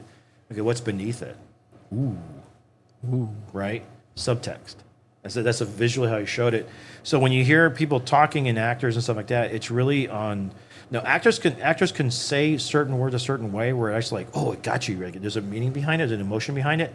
But then when you let them ad lib, oh man, it gets even fucking better sometimes, right? Because you have to trust the actor to be able to do that. And it was like that's what me and Luis, because Luis Odmida, he did. I think he did a little bit of Meisner. He wasn't really sharp on it. Man, he what? Want me to move on? No, go continue. He wanted me. He was good at. He wasn't really good at improving. He was really good at memorization, and his technique was really good. He's the Mexican Christopher Walken. Remember that guy? Yep. I'm an alligator. I'm an alligator. Today, Yeah, so I'm an alligator. and so when we would act in our short little films, it was basically the director Aaron Quinn Haskins. He would just let us go. These are the lines I want you to say, and just do it. You guys, he would just trust us to do it that way, and we would do it. And he fucking loved it. So he'd always use us for little short films here and there, and we're always doing something. But he let us. we knew what the idea was. We asked him, "You want to do this way?" And he goes, "Yeah, that's God, I like that." So he would let us improv and direct stuff, like do our own thing. It was a lot of fun. Yeah. So yeah, that was. How did we get to this point? I don't know. I don't even know how we got here. Oh, since we got a good little spot here, so I keep wanting to say Yugoslavia. No, Weimar. That's the. Oh, tell me, yeah, he was talking about Weimar, that. Germany. So, Archcast, that guy was talking about. He's doing some research on something. I don't know what. I peep in on his live streams when I'm at work sometimes. But he's talking about how debaucherous Germany was before the Nazis took power, and what eventually led to them taking power is like they went from the farthest extremes of like live and let live with Weimar to the most authoritarian top down. The state will dictate every moment of your life in the span of a few years. And the reason they elected that was because of how degenerate it had become. Like the example that Arch gave was the Weimar duck, I think. It was either a duck or a goose. And essentially the other thing was they burned a lot of the history around this, so there's only a few remaining articles of how bad it was. But there's like a French tourist who was explaining like you can get basically a child prostitute and a teethless hag to perform unspeakable things on you in the same place. Like how amazing is this? That was the craziest like shit ever. But then back to the duck. It was basically a checkbox of how many debaucherous things you could get with this duck, and it involved bestiality, necrophilia, homosexuality, because you were supposed to make sure it was a male duck, and what's the other one? Yeah, it's the term for like eating your own, your own yogurt. Yeah. Yogurt. It basically, you could check all of those things off with this one thing. It's like, how Was that because Germany was in poverty? Is that why? I think it was because they had such Berlin was a fucking cesspool. I know that. It just. I think it's what happens when like all social like norms decay to a point. Like there's just so much in excess. Like it's Slanesh incarnate. I'd say if you're familiar with Warhammer, the fucking chaos god Slanesh, Debauchery. absolute extremes, Excess. no moderation. Excess. There we go. That's the word. Which one? Excess. But to sum it all up, that the reason that the Nazis came into power and got elected was because of how bad it was beforehand with like the debauchery. Yeah. People were sick of it. They were tired of this shit. They're like, man, don't we say need that. a Don't strong say- man to clean this up. Don't call Trump that. I didn't say that. You're the one who connected the dots there. Well, remember, no. I think Trump's rhetoric is a lot more tame compared to what Austrian painter man was saying back then. Hey, just remember, if Trump was Hitler, he would have done everything. the first 4 years. The first 4 years. Yeah, he didn't do anything. So it's bullshit. Yeah. No, this trash needs to get out. We need to take this trash out of here. And the Fed. Yeah. I don't know. Yeah. That's where I'm worried about that. I'm concerned about that. I don't know, man. Yeah, it's fucked. What were you saying the other day? You're telling me you live in so many. Oh, dude, you live so. Dude, I'm not even kidding. Look, this guy has lived through so many historical events. I'm not fucking kidding. I asked him when he was born, and he told me it, and I was like, "Do you remember the Chernobyl incident?" Chernobyl. Because I did the math. He would have been 14, 15. Yeah, I remember when that happened too. The guys from Skyrim. No, there was I think it was. I don't know if it was them. No. Wait. Let him cook. No, Iron Sky. Iron Sky. Oh, okay. Yeah, Iron Sky. I think they're from Finland, I and they had done a little short film, and then that's when I heard that's that how you pronounce it? Chernobyl instead of Chernobyl. It's Chernobyl, and they were saying it. Yeah, I think that's how they said it. How they pronounced it. Them there reactors blowing up at the Chernobyl. By the way, that would have that incident that happened on I think it was either the 28th or 29th of 1986 in April. Would have happened a lot sooner if they didn't have the safety measures in place in the first test run. Seriously, 1986? 1986. You know what Have happened you the year guys- after, right? Yeah, I think. I don't know. What are you trying to get at? You know the bite? Fuck off. Fuck off. The bite of 87? Shut up. What are you talking Stop. about? You don't know. You don't need to know. You need to shut the fuck up. Knife hand, motherfucker. Knife hand. Shut up. Oh my god. The bite of 87? Dude, the bite of 87? Shit. I wanted to say something other than that. I just had to derail you there. Sorry. So, I'm just going to get, I guess I'm going to get into my segment now. Yeah, what you got? So we're going to start off with a little bit of Hello Lever news. All right, I gotta go piss. Okay, yeah. We did it. We took Chort Bay. Now we're fighting on Lysith. Chortle Bay. And we also took Vernon Wells. Do you know the reason why everybody was on Vernon Wells? No clue. Okay, so some kid, I don't know if it was a kid per se, probably like a young adult. He died in a car crash, and his last wishes was to take Vernon Wells. This is real? Yeah. Wow. His name was Colin. I forgot his last name because I don't know how to pronounce it. Hey, when last time I saw the photos of every single the death toll, is that player count? Yeah. Is that real? Yeah. That's how many players have died and respawn. Yeah. Yeah. What's the population of the Earth? I don't know. See, we got breeding. It's probably in the billions or trillions. we got How? breeding farms, so Okay, That's what I'm saying. That All right. millions are dying on these systems. Yeah. we're also talking about like a humanity that has expanded across multiple like systems. So Yeah, you see how big the galactic map is. Yeah. Okay. So probably talking maybe 1 trillion. Yeah. I don't know how many is on a each few- world, but like the entire Yeah. uh Billions per planet, maybe a maybe few billion. Maybe. Because the guys from like they're talking about Star Wars, like what's the population of the Galactic Empire in the trillions? Yeah. If not quadrillion what? in my opinion. Yeah. But yeah, so we are doing that right now. Currently, I believe Lysith, it will be liberated in about 9 hours because I just checked the galactic map not too long I'm ago. gonna make sure it doesn't. Shut the fuck Now up. these systems that we took back, are they from bugs? Who are they from? Who held them? automatons, the bots. Oh, okay. Yeah, so basically That front's been good. Okay. yeah. For like the longest time, we failed a major order a long time ago, and it was supposed to establish a defensive line from one particular planet to another, and it was called the Min-Kent line. And we failed that. And now we took Vernon Wells, and we pushed to Lysith. Well, we took Lysith first, Chort Bay, and then Vernon Wells. And that basically gave us the ability to have literal colonies back in bot hell territory. Now, in my opinion, we should have had like a lot more divers on Menkent to get rid of the Jet Brigade because as of right now, to our knowledge from Super Earth, that we destroyed the Jet Brigade's facilities on Chort Bay. If we haven't, we either destroy them or we're still in the process of destroying them. The current major order is to hold Chort Bay and prevent the Jet Brigade to kill SEAF soldiers that are currently on Chort Bay, finishing up and about to extract. So we have 4 days for that. Well, how's the front on the Illuminate? They're all over the place. Yeah, not really a yeah. front. Speaking of that, so I was sitting there and I was Yeah, there is watching. no I was front. watching a video from Cloud Plays, and way before it was space-time fluctuations. Right on the galactic map, it tells you like what the fuck's going on. You know, Meridia. yeah, that's what I'm Okay, getting to.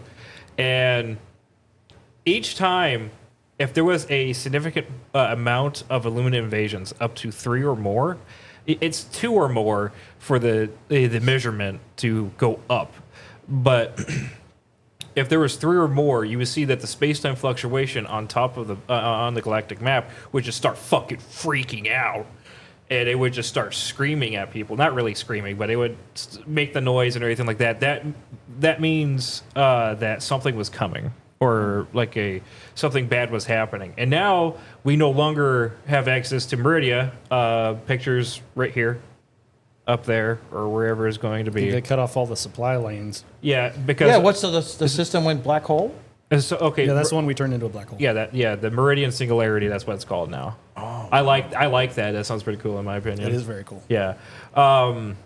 Now, apparently, each invasion from the Illuminate, I didn't know how fucking dangerous it was until Cloud Plays brought it to my attention through his video. Apparently, the singularity is moving, What? and it's heading straight to Super Earth. Oh, Bro, how do we stop a what? fucking black hole? Throw another black hole. I don't. You're I guess- right. Someone. We need to make more black holes. Yeah. Let's do a Stellaris thing, and the only reason why is because during one of the intel reports, it was talking about this thing called dark energy. That's what it was called. Yeah, that's what we took. That was dark fluid. Dark fluid. You know, I never got to use the jetpack function. You never of that. did? No, I didn't because I didn't know For they the could do bugs, that. right? Yeah, dude, it was. You could kill people with it, by the way. Oh, that's cool. So like somebody's right behind you, and you just like do it. Damn it. They die Oh, I missed out on immediately. that. Let me pull up Strawman News The Strabadagabada news. because I have access to it right now. Let me see if I can find the intel report. I have to get past the. How by fast- the way, how new fast- major new war bond coming out soon. It looks very smacking. We're going to talk about that later. The mass. very bussin'. Okay, Yeah. Intel report. The Ministry of Science has confirmed the proposed link between Illumina activity and the disappearance of large swaths of dark energy from our galaxy. With every invasion, the Illumina appear to be siphoning off this exotic force. The purpose of their actions remain unknown. Measuring space-time fluctuations, the Ministry of Science is able to estimate how much dark energy is being stolen. Trackers on all galactic maps have been updated accordingly. How fast is that black hole moving? It depends on how many invasions there are and how many successful invasions there are. What? So when they're abducting people, they're also siphoning that energy, and they're using that. How's it move? What? No. How is it? Is the black hole's moving towards? I'm going to tell you right now. I don't know how the fuck the squids work, man. That's all I know. Wow. Hey, I just work here, bro. I just dive here, dude. I dive. I dive, bro. dive here. I just dive. We're gonna get on to Warbond news real quick. New Warbond. I showed you it. He's seen it. Was it Seekers of... A Seekers. It's Servants of Freedom. Servants, okay. Yeah, dude, that shit looks so cool as fuck. Seeker grenade, that's what I was thinking of. The Seeker grenade, yeah. That looks cool. There was one weapon in particular that caught my eye because Little mini nuke gun? No. Well, the last 17 double-edged Oh, sickle. yeah, that looks cool. So you're gonna hate me for this because it reminded me of another weapon from Destiny 2. All right, I'll see you later. Oh, really? Yeah. So in Destiny 2, there was this weapon. It was called Tommy's Matchbook, and it did exactly what the double-edged sickle does. I left before that and never I knew know. what that was. I know. I know. care, I don't but I forgot what season it was in. But Tommy's Matchbook would, if you continuously shoot it, it will set you on fire. It would do solar damage to you over time.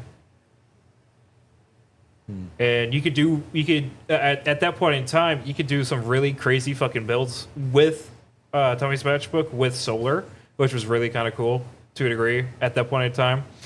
But the whole point of this of the double-edged sickle, it says right here, how do you make the sickle do more? Overclock it and bring some heat. The last 17 double-edged sickle is pure agony meets ecstasy as it starts to burn the wielder as well as everything in its path. Shoot through the pain, Helldiver. It also gets 4 times bigger every time you log on instead of just 2 times bigger. Yeah, basically. That'd be really funny if they start doing How- that. It's not. I don't remember it being that fucking big. I know, the sickle right? Shouldn't. It's like the gun model gets larger and larger and larger on my body every time I log into the They're fucking doing game. that intentionally, by the way. Someone on the development team is fucking with the Helldivers 2 community. It's like that guy who would go onto Wikipedia and he would make Missouri on the state map. He'd make it larger, like slightly larger.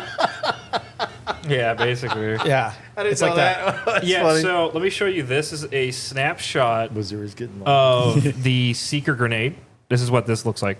It's a Is that a drone? yeah. Yeah. You Oh pop it my up and then it finds a God. target It finds a target. from the looks of it. I'm getting freaked out, man. Getting freaked out. I know. It's just a video game. It's just a I'm, video I, game. I'm having PTSD. I'm not even there, man. Yeah, I'm not even there. There's gonna be some guy who's like, after the Ukrainian war is over, he's like, oh, finally I can calm down and play some video games. Logs into Helldivers and one of his buddies throws up one of those grenades and he immediately just, Well, I wanted to bring up how we're spreading democracy. Oh, Remember that? Oh boy, how are we spreading democracy? how are With we spreading U.S. democracy? aid. Oh yeah, Yeah, that's how USAID, yeah. managed to democracy. Democracy. Yeah, so I'm just gonna skip over that. Fuck you. But the armor looks good, and apparently the armor effect. It's funny as fuck, by the way. Once you die, your body explodes and it takes everything with it. Aw, around come it. That is very cool. I like that. It's supposed to prevent the Helldiver from becoming a Voteless.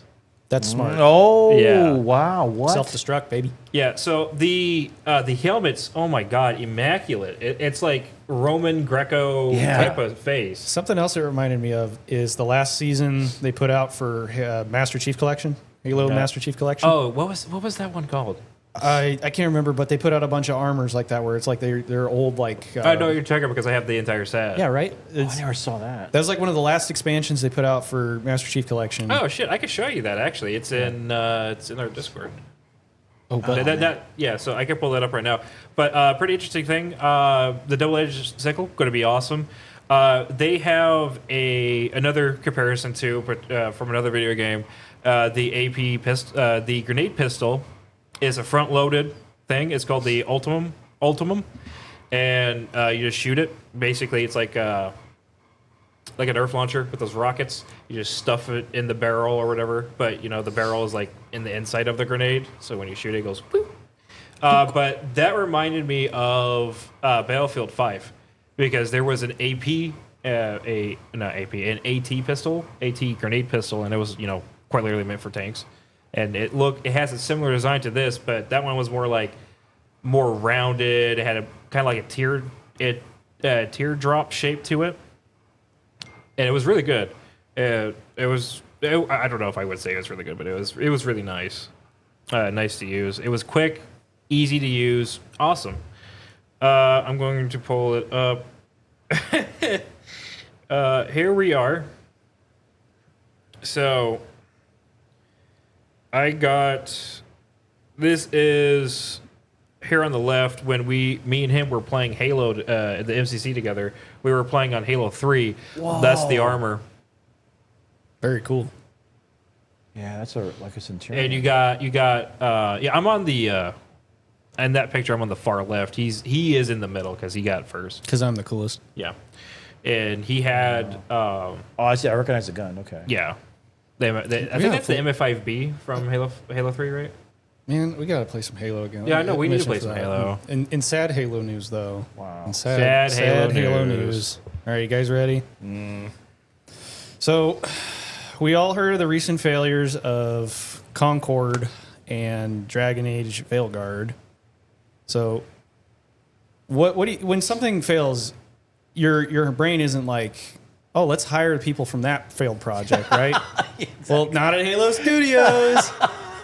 At Halo Studios, they're like, oh, we'll fucking hire you. God damn. Yeah. Yeah. That's So- going to be terrible. It's like when you're asking on the forums, like, hey, can we get some new like content for the games, please? Can you put out some bug fixes or anything like that? Nah. Best I can do is a Black History Month skin, Yeah. a Black History Month armor skin. But we got one of those last year. Can we get a weapon skin at least? Nah. Jesus Christ. Yeah. Same old when it comes to Halo. Same old, Unfortunately, same old. they can change their name all they want, but it's So, I will talk about Halo soon, but I want to get this out of the way because it's been on my fucking mind and I've been watching so many lore videos about it. This is going to be interesting because when I talked about the vote list, what episode was that? Was that 6 or was that 5? 5. 5. That was the last one I edited. Yep. Yeah, so I think I also did talk about them again in 6. I need to find the screenshots for them. But there's this game called Gears of War. Really amazing game. It was one of the flagships on Xbox, like Halo, and there was Gears of War. The lore in that is fucked. Very. He brought up. Yeah, I don't know. What's the story of the Gears of War? Yeah. Okay, so basically it starts off with the Pendulum Wars. Basically, that was a 100-year-long war. Everybody on Sarah, that's the Earth stand-in for the planets. That's Earth equivalent. Earth equivalent. And I think I'm saying the name wrong, but it don't matter. They've been fighting for 100 years, and the only reason why is because of resources. Not necessarily all resources, but it was one particular. It was called emulsion. Matt Pat was right. Resource wars. There we go. And it was about emulsion. Emulsion is like this yellow liquid. It's like gas to a degree, like oil, gas, all that type of shit. And this one conglomerate of nations called the Coalition of Governments, or COG for short, they had the most. So they had access to, all this reserves. They could, keep everything afloat, all this type of shit. The only issue was the other people that didn't have access to a whole lot or didn't have enough reserve are called the United Independent Republics. I think it's republics. I could be wrong. The UIR, and that's basically like the COG is like America and all that type of shit, and the UIR is like Russia, essentially. The only reason why I equate to that is because a certain nation, Groznia, one of the characters, I forgot his name, but he had like that Russian tone, that look, the gestures, and I was like, yeah, that's Russia. That's fucking Russia right there. Wow. But it was basically just like, they were fighting over this resource. They were trying to do it, and the URR was trying to get the upper hand on the COG by sending up satellites called the Hammer of Dawn. You know what that is? Oh, that shit fuck was fucking. yeah. That shit's dope as fuck. That was so cool. But the COG stopped that from happening, and they decided, like, hey, how about we just, do what we normally, what humans normally do, take this guy's research, use it for us, and then we can use it against the enemy. And that forced a ceasefire between the UIR and the COG. But the only issue was there were people who they didn't like that, and they were still fighting for a bit. And I think what happened was there was still some fighting going on. Either the war picked up or whatever, or they didn't cease fire immediately. But the URR were still fighting the COG in one city, and that's when E-Day happened. Emergence Day. It's called Emergence Day. And that's when these humanoid, gray-scaled creatures come out of the ground. They're called the locusts. The locust. And they are essentially, they are humans. They're just genetically altered. What the hell? The bug people. The bug people. And it's all in Gears of War? Gears of War, yeah. Okay. And by the way, on E-Day, 25% of the entire population on Sarah was killed on E-Day. 25%. Bummer. That, by the way, this also doesn't stop the fact that when the lore, I'm going to get to it soon, that the locusts, before they even came out of the ground, they live underground, by the way. I don't know if I established that or not. But they were already taking people. They were taking guys, girls, little, They thems. all they thems. They were taking everybody. Why you got to do that? They're taking people. They were taking everybody because Babies. that was the only way to make locusts. Was through that. Now we get through the first events of Gears of War, The first game, yep. the first game, where Marcus and Dom, Delta, that's their team, Delta, were fighting the locusts, all that type of stuff. By the way, I love the game so fucking much. I wish I could play it again. That's an old game. I remember that. Yeah, I game. know. The first three, chef's Yes, kiss. chef's. Wow. Chef's Yeah, kiss. now the newer ones, Pure. Yeah. Man, what happened to games, dude? Dude, I don't just know, but turned I'm going to to continue shit. on with my shit. The first game has Delta trying to use this thing called the light mass bomb. It's essentially just like similar to a nuclear device, but I don't know exactly what it does, other than like it just makes a big explosion and it just like erupts in this blue explosion. But it was made from emulsion. That's where we get the light mass bomb. They sent it into a stronghold. They thought it was like the main area of like the locusts, and they were trying to end the war immediately. Motherness. They didn't work out, but it was a stronghold. It was in the outer hollows. That's what the underground area is for them. Gears 2 has, I forgot what the operation name is, but the whole point, it was Operation Hollowstorm. That's when it kind of get into the point where like, what the fuck is going on down there? They did find the location of their actual area in that game too. There was a guy in the first game. His name was General Rom, or Uzel Ram. That's their way of saying general, a high general, and he had another locust. He was a priest, and he considered him a brother because they fought together alongside the Lambit. We'll get that soon. And he said, "I want you to take my place as high general, as when I die." Because I forgot his name. I think it's Scourge. Scourge told Rom during like the first battle of E-Day, he's like, at some point in time, I had a vision of this, by the way. That's what he said. He's like, at some point in time, you will die. There's no way in stopping it. And he's like, well, when I do, I want you to take my place. And that's what happened. In the second game, he took his place. Really cool, badass. Scourge was cool as fuck with his pole saw, double pole saw. Staff saw, whatever the fuck. Badass. Yeah. And then we get into the scariest part of it all is what they do to the humans. Is they would take them down into the hollows, and they would take them to what is called processing. Essentially, they would torture the hell out of them. Fucking stick meat hooks through their skin. They would whip them with like cat o' nine tails, but with razors on it. They would fucking do all sorts of shit. They would torture the hell out of the humans, either killing them or breaking them down. And they would put them in like about canisters about like this, but probably bigger than this, and these things. And they also did lobotomies on humanity too, I should say. I don't know why, but they did. Evil shit. Evil shit. Just evil shit. And now the third game, oh fuck. Dom! Sorry, we have to show you that scene. It actually like brought a tear to my eye when I was playing it. The third game brought an end to the locust threat completely, but it also brought up a new threat, the Lambit.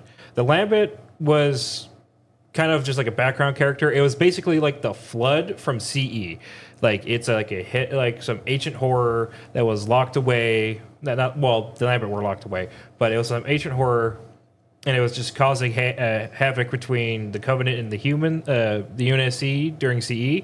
Now it's causing hell for the locusts. That's what started the locusts to emerge from the ground on E-Day, was because they were losing ground to the Lambit.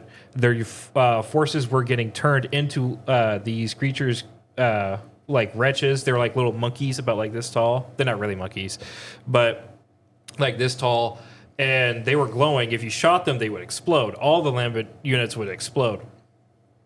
And it's very interesting, too. I'll talk about the comic probably like in another episode. Atomic rabies. You shut up. But this is all caused by the very fuel source that the cogs were using. It was emulsion. Emulsion had a parasite in it, a fungal-type parasite. Stoned Ape 3. So the thing is, the shittiest thing is, the best fuel source that you got is literally killing your fucking planet. So that's some social commentary if I ever heard it. Yeah. So in the second game, Scourge was trying to use this thing. The locusts worship this thing. It's called the Great Worm. You know what I'm talking about. Mm-hmm. These are huge, bro. They're like probably like Dune size fucking worms underneath. And Scourge was trying to use it to sink Jacinto, which is a human-held planet that was sitting atop of a plateau that was entirely made of granite. The locusts weren't able to break through because of the granite, because they can't dig through that. And Scourge was like, I'm just gonna use my fucking worm. I'm just gonna use my fucking worm, and just fucking. They managed to kill the worm, but the only issue was they went into the stronghold and they saw that the locusts were leaving. They were evacing They're like, we got to leave before Jacinto falls right on top of us and it's, just kills everything here. And the whole point of them was that they're going to do it, but they didn't know how. They were probably going to use, I think, another light mass bomb. I could be wrong. It's kind of hazy.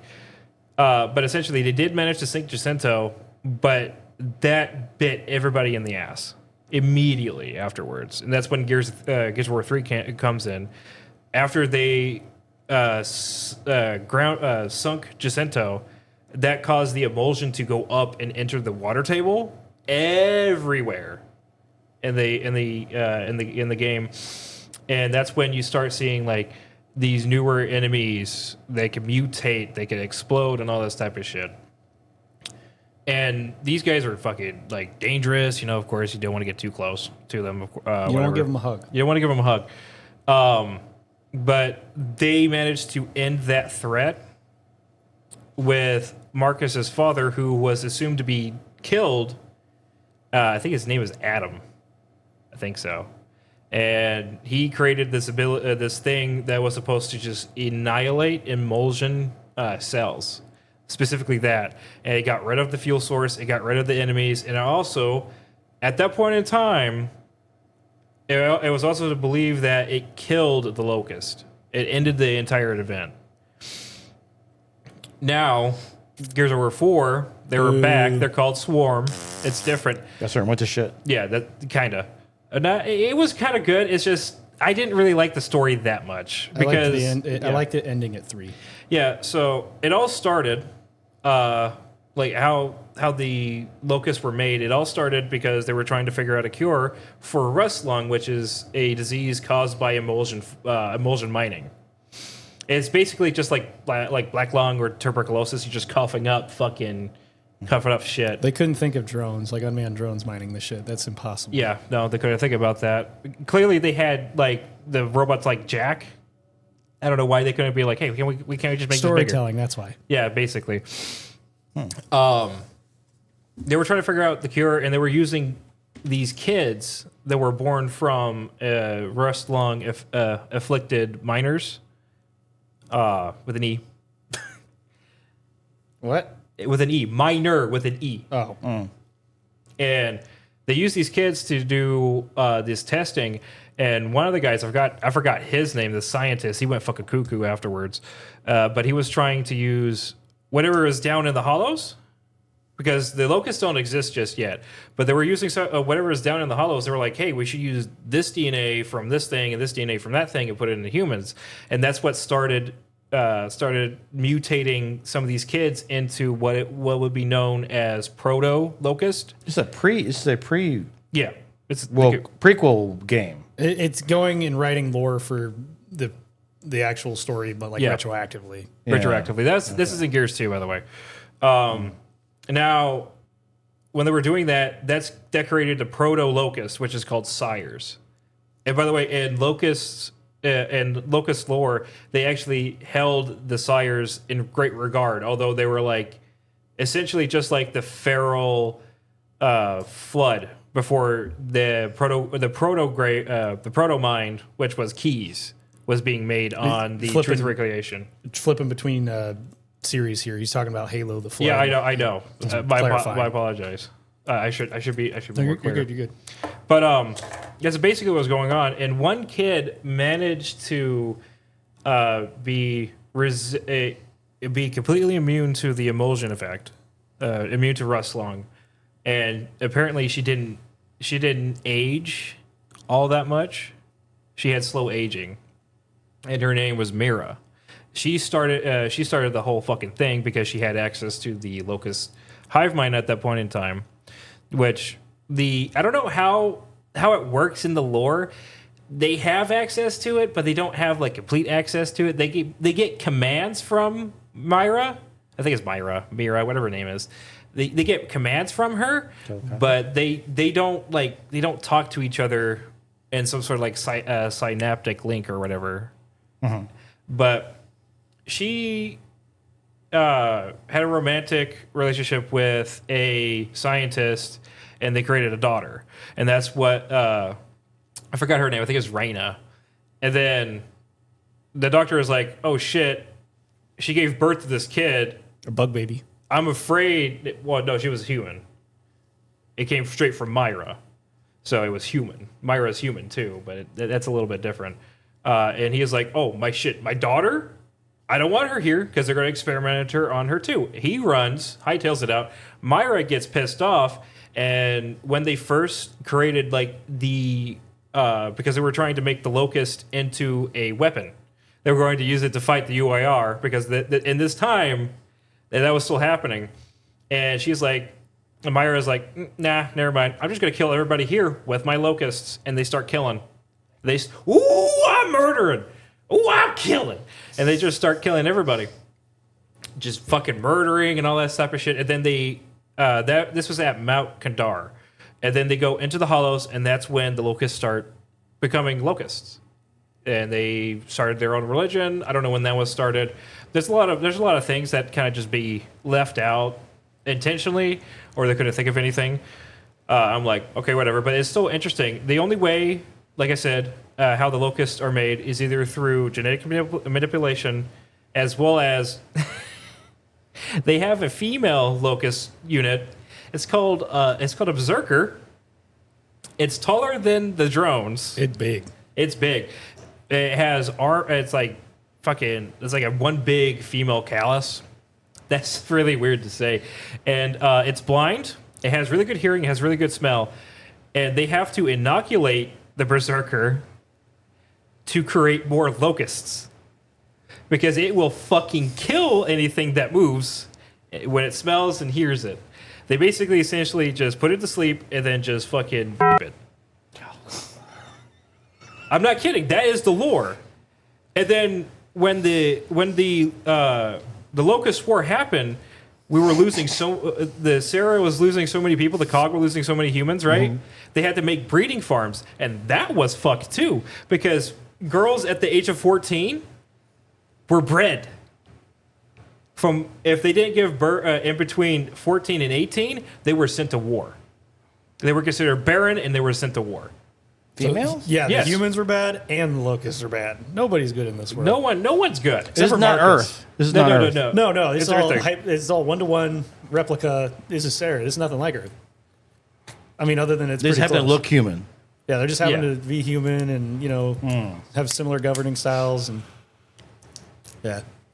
Dude, I didn't know a lot of this stuff. I'll be honest. I just played the games and enjoyed them. Dude, I didn't know. I knew a little bit because I was so interested because I own a book. It's called The Slap, and it talks about how Marcus was sent to jail.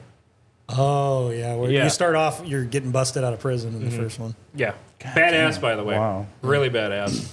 That's how you introduce a fucking character. Take notes. He heard about the breeding farms and he's like, "Oh, I got to read up on this." The lore about Gears is so awesome. I want to play it again so I could just experience Yeah, it. they're supposed to be bringing the original trilogy, remastering it, and then putting it on PlayStation of all things, which is crazy because it was an Xbox exclusive. And I'm hoping, since they're getting rid of the exclusivity bullshit, I'm hoping it comes to PC the same time it comes to PlayStation because I would like to play them again too. By the way, Sony, I know you're probably not going to do this, but you should listen. If Gears is going on, you know what you should do? You should bring Helldivers 2 to Xbox. Come on, we need them, bro. we get more players, and honestly, it's a fair trade. You give PlayStation, MCC, MCC and or then- Gears. Yeah, at this point, honestly, just get rid of the fucking walls, get rid of the exclusivity, just fuck get all rid of that it. shit.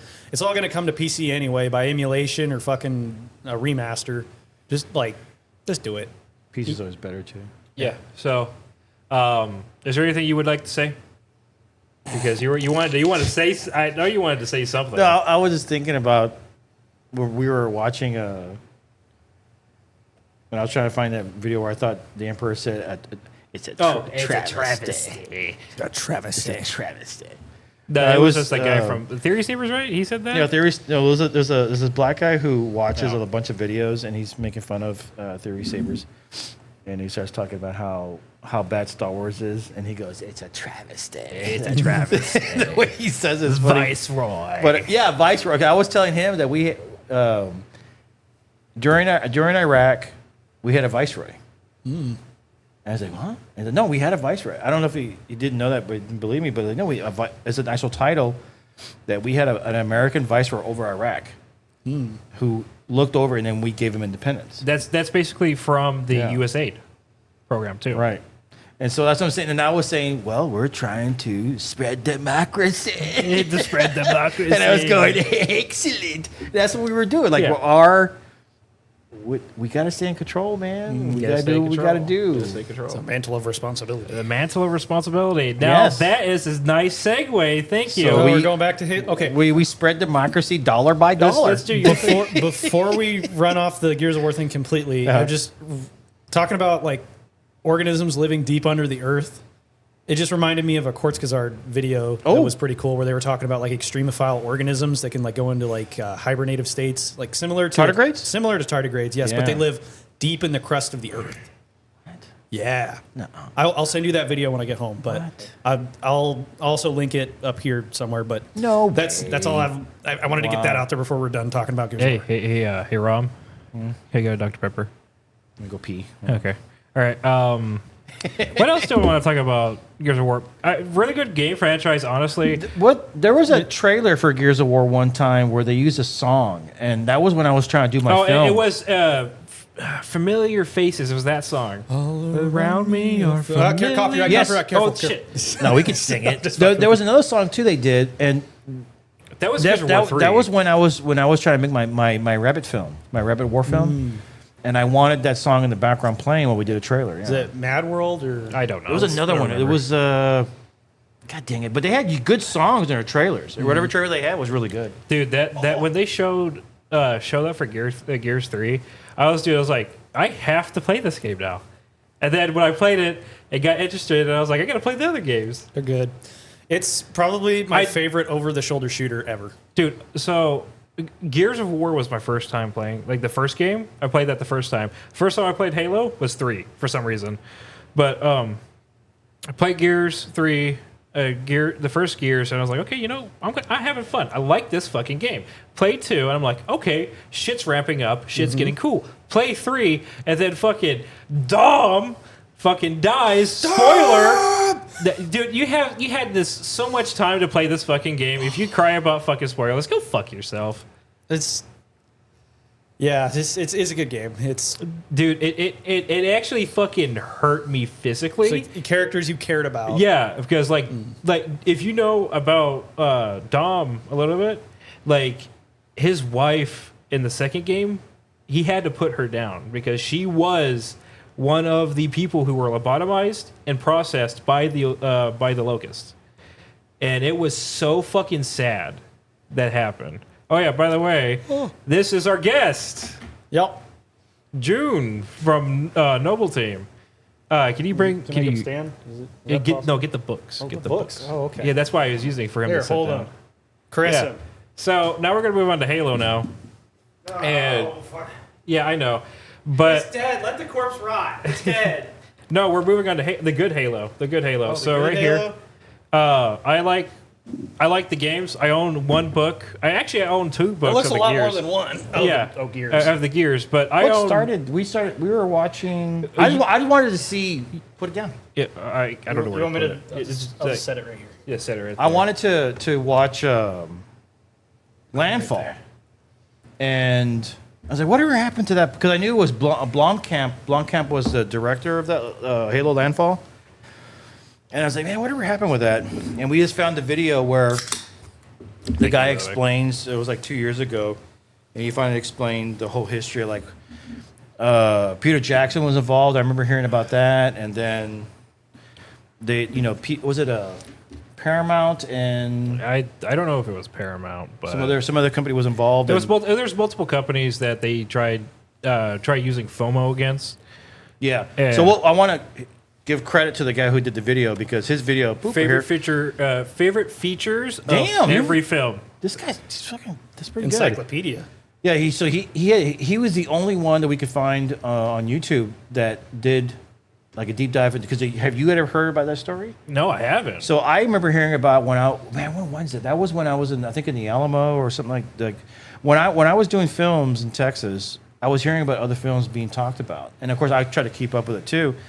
They even tried to create a video village in Austin. They wanted it to where with a bunch of actors and plays and shit like that is one part of Austin to make it to where production companies would be nearby. It's gonna happen. What? Like, well, fucking production companies are gonna get priced out of California. Yes, so we've already seen migration of like Joe Rogan and other big influencers like that. Yeah, because there's a man. I was really surprised on how many production like locations there are in Texas, because there was like Fear of the Walking Dead. God, there was a bunch of them that came through town, and I think that the very first film that might have been done was with I can't remember. I know it was a movie with Matt Damon, where he's like really skinny and he was like a veteran in the first Iraq War, and it was an incident where Meg Ryan? I forget the girl, but I'll look it up and here's the movie. But that was like one of the first movies that was done,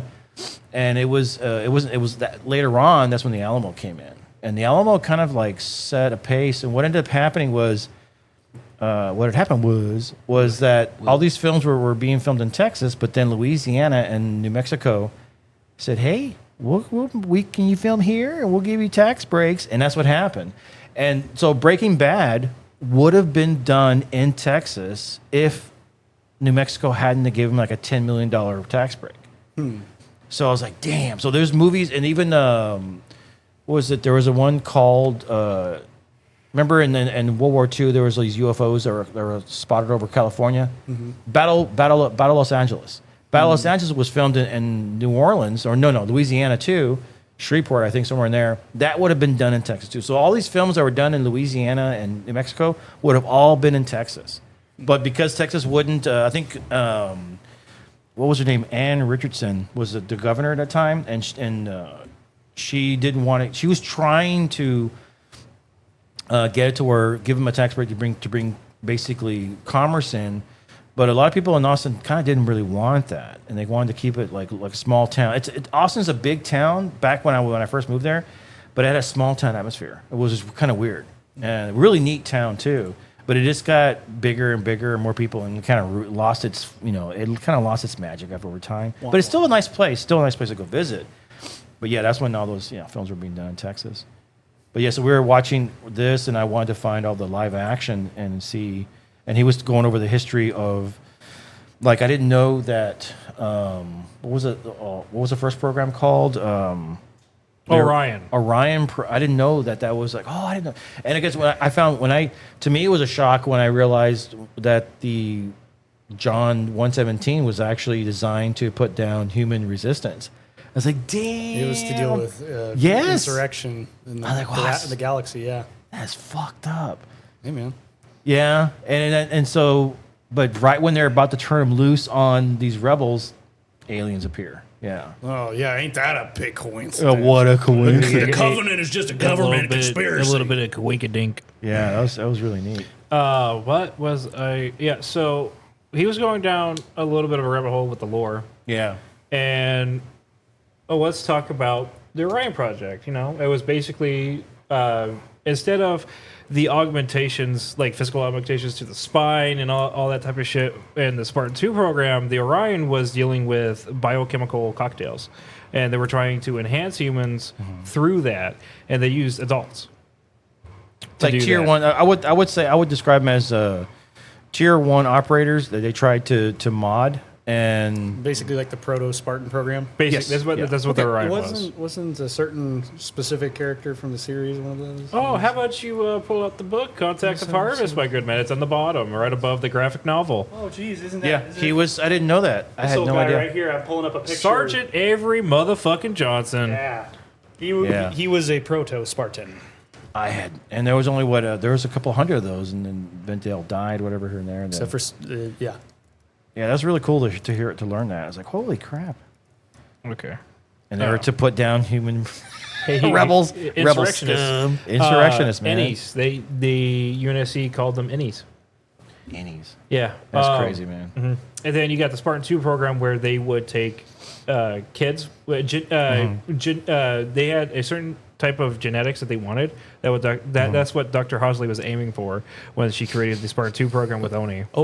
Yeah, I remember this. They would abduct the children and then replace them with a clone. That's so messed up. That's I know. fucking insane. Wow. By the way, in the books, Volume 1 and 2 of Evolutions.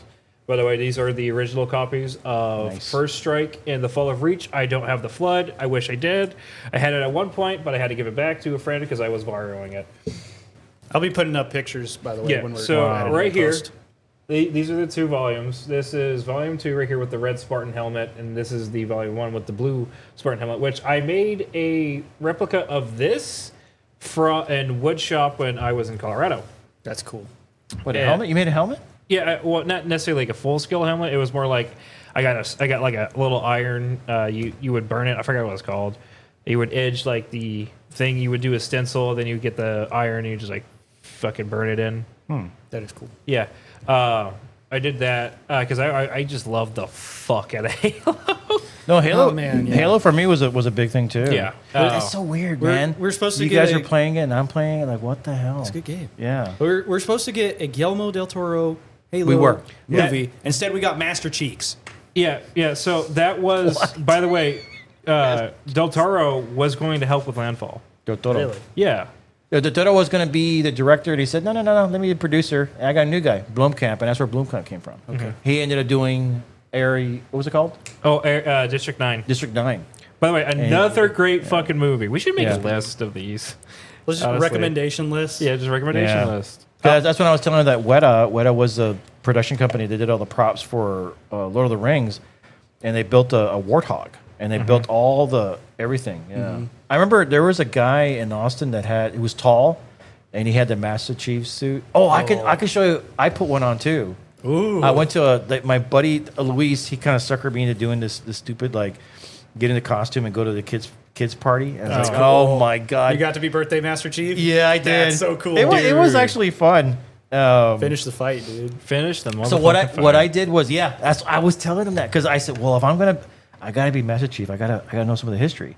So I ended up looking some of the history up and everything, and I was continuing the fight. I would tell the kid it was so cool. It was cool. That is awesome. But there's no way I would have been able to put that damn thing on myself. It was really hard to put it on. And all the cutscenes for like donning I'll show and that doffing picture of the me. armor. Picture Oh, of yeah, me. a Picture of me in the armor. But But the guy wouldn't. There was one little girl that noticed I was wearing tennis shoes, and she goes, "You're not Master Chief." You go, watch your. Master Chief. He's like, you watch who you're talking to, little girl. I don't tell her something like that. And then it's like how. Oh, and then the mother was going to introduce me to the kid. I go, no. I don't want to show my face because the idea. She didn't know that. Mother didn't know that. It's like the character. No one knows what his face looks like. So I didn't. I was like, no. I don't want to meet Insert him clip because from CE yeah. when he's on. I think it's the longsword. When he's on the longsword and he was taking off his helmet, and it's just another fucking helmet. Yeah. Nice. Yeah, and then This is cool, we're man. moving on to Spartan 3s. Where is Ghost of Onyx? There it is, right here. This talks more about the companies of the Spartan 3s in this book right here. That's when man, we're getting into I have an Reach, encycl- right? The Spartans from Reach were threes. I think so. I think it was everyone except for George on Noble Team was a 3. Well, I have a. because I he have a- pers- I should have brought my. I have a book too. I have a big Right. old thick book Oh, on the history, and that's when I learned about them being. You have the encyclopedia? Yeah, I have. I have Halsey's journal. Fuck up. You know what I forgot to bring? Damn it! I'll bring it next time. I'll bring it. I totally forgot to bring the Halo 2 strategy guide because I own it. Yeah. Fuck! I could have grabbed it. I was just at my parents'. I could have brought the little Halo Reach. Yeah, shit. The like little rock God thing you got dang for it. pre-ordering it. That was so cool. Why don't we continue this for like the next video? We Yeah, bring we can in probably do show and that. tell. Yeah, Oh. actually, we are running a little late right now. Too. Oh, What yeah. are we? How are we? We're 2 hours 10 minutes. Okay, Holy crap! we're Already just- serious? Yeah, dude. I'm just gonna continue on with this Yeah, real keep quick. going. Yeah, keep going. The Spartan 3 program was started by a different person. It was not Halsey. It was a colonel. You'd know about this because we were watching the video together. And that's when the Spartan 3s came up. They still use kids, but I think they gave them the option to be like, hey, do you want to kill the Covenant? Because they killed your family. All that type Oh, of they shit. were orphan kids. Yeah, they were orphans. Yeah. And they're like, yeah, I want to fucking stick it to them. And the Spartan 3s were literally just suiciders at that point in time. They were sent on a suicide mission. They Hell didn't divers to pods. they didn't have the Mjolnir like Yeah. like the actual Spartan 2s did. So they had this armor called SPI. I don't know what the actual name is for it. It's just the acronym. And it was pretty good. In this book right here, one of the Spartans from Blue Team, Kurt, I forgot his call sign and necessarily the numbers after his name. He is a Spartan 2 that was training Spartan 3s. And this one gets into more of the Forerunner side of things a little bit too, especially with the planet Onyx. And then we move on to Spartan 4s, which is when Halo 4 came out and all that type of shit. Ugly Yeah, so- armor design, by the way. When did it go to shit? So the last game that Bungie was contracted to make was Halo Reach. And depending on who you ask, some of the old heads who like grew up with CE will argue that Reach was the fall, like because they implemented sprint and like power ability or armor abilities. So there's sprinting, there's armor lock. They'll argue that it fucked up the flow of combat, and I understand where they're coming from with that. But I grew up with it, so I love Reach. Halo 3 be my favorite, but Reach is a very close second. And I would argue everything after the Bungie era of Halo is when it goes downhill. Halo 4 was acceptable. Halo 5 was trash. Infinite. It was cool how they introduced like an open world idea to Halo, which I liked that, but it's not. It's You know, not the same. that was already introduced into the series. You know that, right? Oh, you mean ODST? Yeah, ODST was semi-open world, I'd argue. It's semi for sure. But that New that Mombasa was was awesome. that was literally like the seeds being planted. It was like, this is really good. It was like low budget. Hey, let's say side development team to work on this project, see how it goes, and then it pans out into something amazing like ODST, ODST, or as my dad calls it, Oddest. Halo 3 Oddest. there's only one thing good about Halo 5, and that's fucking Buck. We're just gonna say that right now. Yeah, Nathan Fillion. Yeah. His Buck. Yeah, I The enjoyed TV that. series was But Garbo. the story of Halo 5 here, I pre-ordered that shit. $70. Damn. Played it, beat it within like 2 days, and then I immediately resold it for like $5 to some guy I was working with at Sonic. What Because- Yes, because I was like, it is so bad, I cannot in good conscience sell this for anything more than $5. Wow. So he was like, okay, $5. He got himself a good deal on that. I played that shit for free. Thank you, Game Pass. wow. Game ass. Yeah, basically. You're ruining So that's companies with that. I think I was way out by that time. I was out. Damn, that's crazy. They went the like whole like advanced movement, like Titanfall. I remember The movement was pretty nice. It added more of a competitive side to Halo, but that was the issue. I think I have experienced what the people who like CE experienced when they played Reach is like there's just too many fucking bells and whistles for me to pay attention to, and it's not the same. that was his early 2000s. Yes, 5 Yeah. would have been like 2014. Later I can on. look it up right now. Yeah. 'Cause I remember might be playing. wrong. I was doing. I know Halo 4 was like 2012 around there. I was doing Pharmaco. It was I was a guinea pig for 15. for Okay. for painkillers. Oh, Yeah, I was just called it was Pharmaco, and they'd lock us up in this facility, and they one time they were doing experiments on us with opioids. Jesus. Yeah, and so we would be there for like 2 weeks. We couldn't leave. We had to stay there. All right. So they gave us we could get our own shorts or pants, but they had to wear a shirt, a color shirt, like what experiment guinea pigs you were a part of. And they put an opium patch, and they wouldn't tell you if you had it or not. Oh, because it's a double-blind placebo type. Yeah. Video. Yep. Placebos, and then they put a patch on my arm, and then on my back, where my shoulder blade, and then they ramp us down, right? And then when I went home, I was like fucking fidgety, and I was like freaking out, and I was like, I called my Patty, my friend. I was friends with her before she met her, so I asked Patty. I was like, hey, I'm freaking out. I don't know what's going on. I can't. I'm like jittery. Like, You have oh, an honey, opium withdrawals? yes. And she goes, oh, honey, you're withdrawing from opium. I go, what? Are you serious? I was like, oh my God, wow. I got paid like $7,000 for that. So it was pretty Okay. You know what? You get $7,000 to fucking take some Yes. opioids. That's not a bad deal. I think. So then, what was it? But when I was there, I was telling them, look, I'm not sure if you guys gave me placebo or the real thing, but I can tell you right, is this yours? Well, I can tell you right now, my dreams were vivid and in color. As I was telling them, Vivid in color. I was in a Volkswagen, and I was hanging out with the Three Stooges. Oh my god. Yeah, that was my dream. It was like, let me tell you, because they have to tell like any nausea, whatever, any kind of symptoms. Well, my dreams were in color. That's what I was telling them.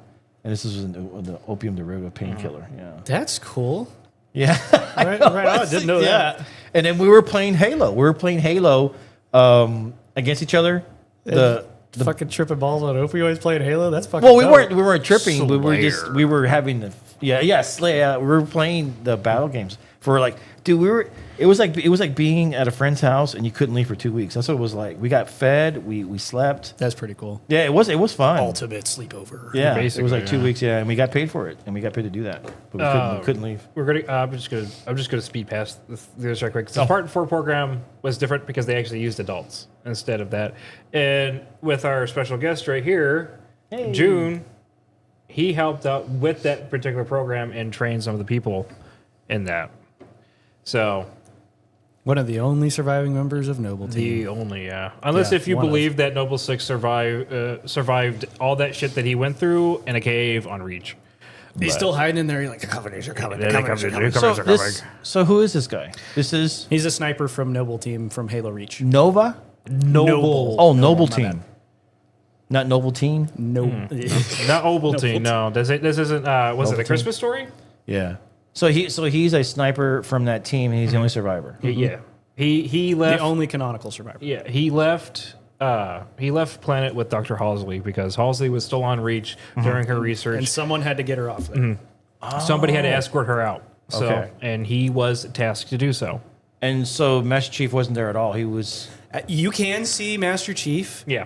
in Halo Reach as an Easter egg. As the Pillar of Autumn is taking off, if you smack the look button to like a certain direction during that Yeah. cutscene, it'll pan over to his cryopod, like in the hangar.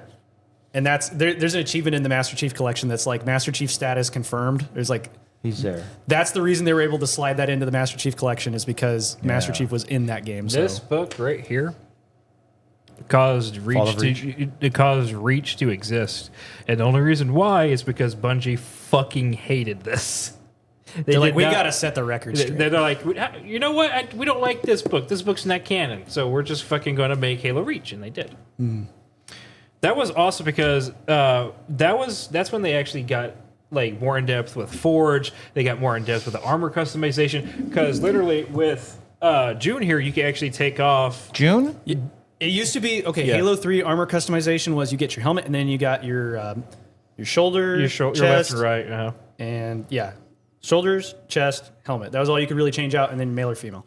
But Reach fucking took that, expanded upon it, something that games used to do, and you could change like knee pads, fucking or like your Customize. wrist. You could change your helmet. You could change variations of your helmet, so it's like the same base helmet, but it had different like attachments on it. Yeah. Yeah. How you spell his name? June. No, it's Junn. June.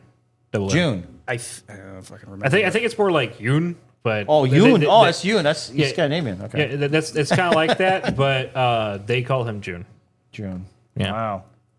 Yeah, I just imagine what that movie would have been like, man. It would have been It would better. have been so fucking cool. From Blomkamp? Guillermo del Toro's Covenant would have been so fucking. I could just imagine practical effects Covenant and how cool that would have looked. That would've Well, they been were saying awesome. Del Toro wanted to do it to where Master Chief had And a a twin brother that was working alongside On the with Flood. the flood. That's why they. That's what Toro. That sounds a little stupid. But It- yeah. So that's when Peter Jackson they go get out of here, and they brought in Peter Jackson, and they said, "But you just did Lord of the Rings. Can you do this?" they should have just stuck Guillermo on like making everything look pretty. Yeah, Basically. Yeah. But he brought in Blomkamp, and I think, man, that would. Who knows? Who knows? That's a movie that never got in another parallel universe that got made, but not here. Yeah. In another universe, we did finish the fight. Yeah, we did finish with that. Yeah. In another universe, Master Chief just dies.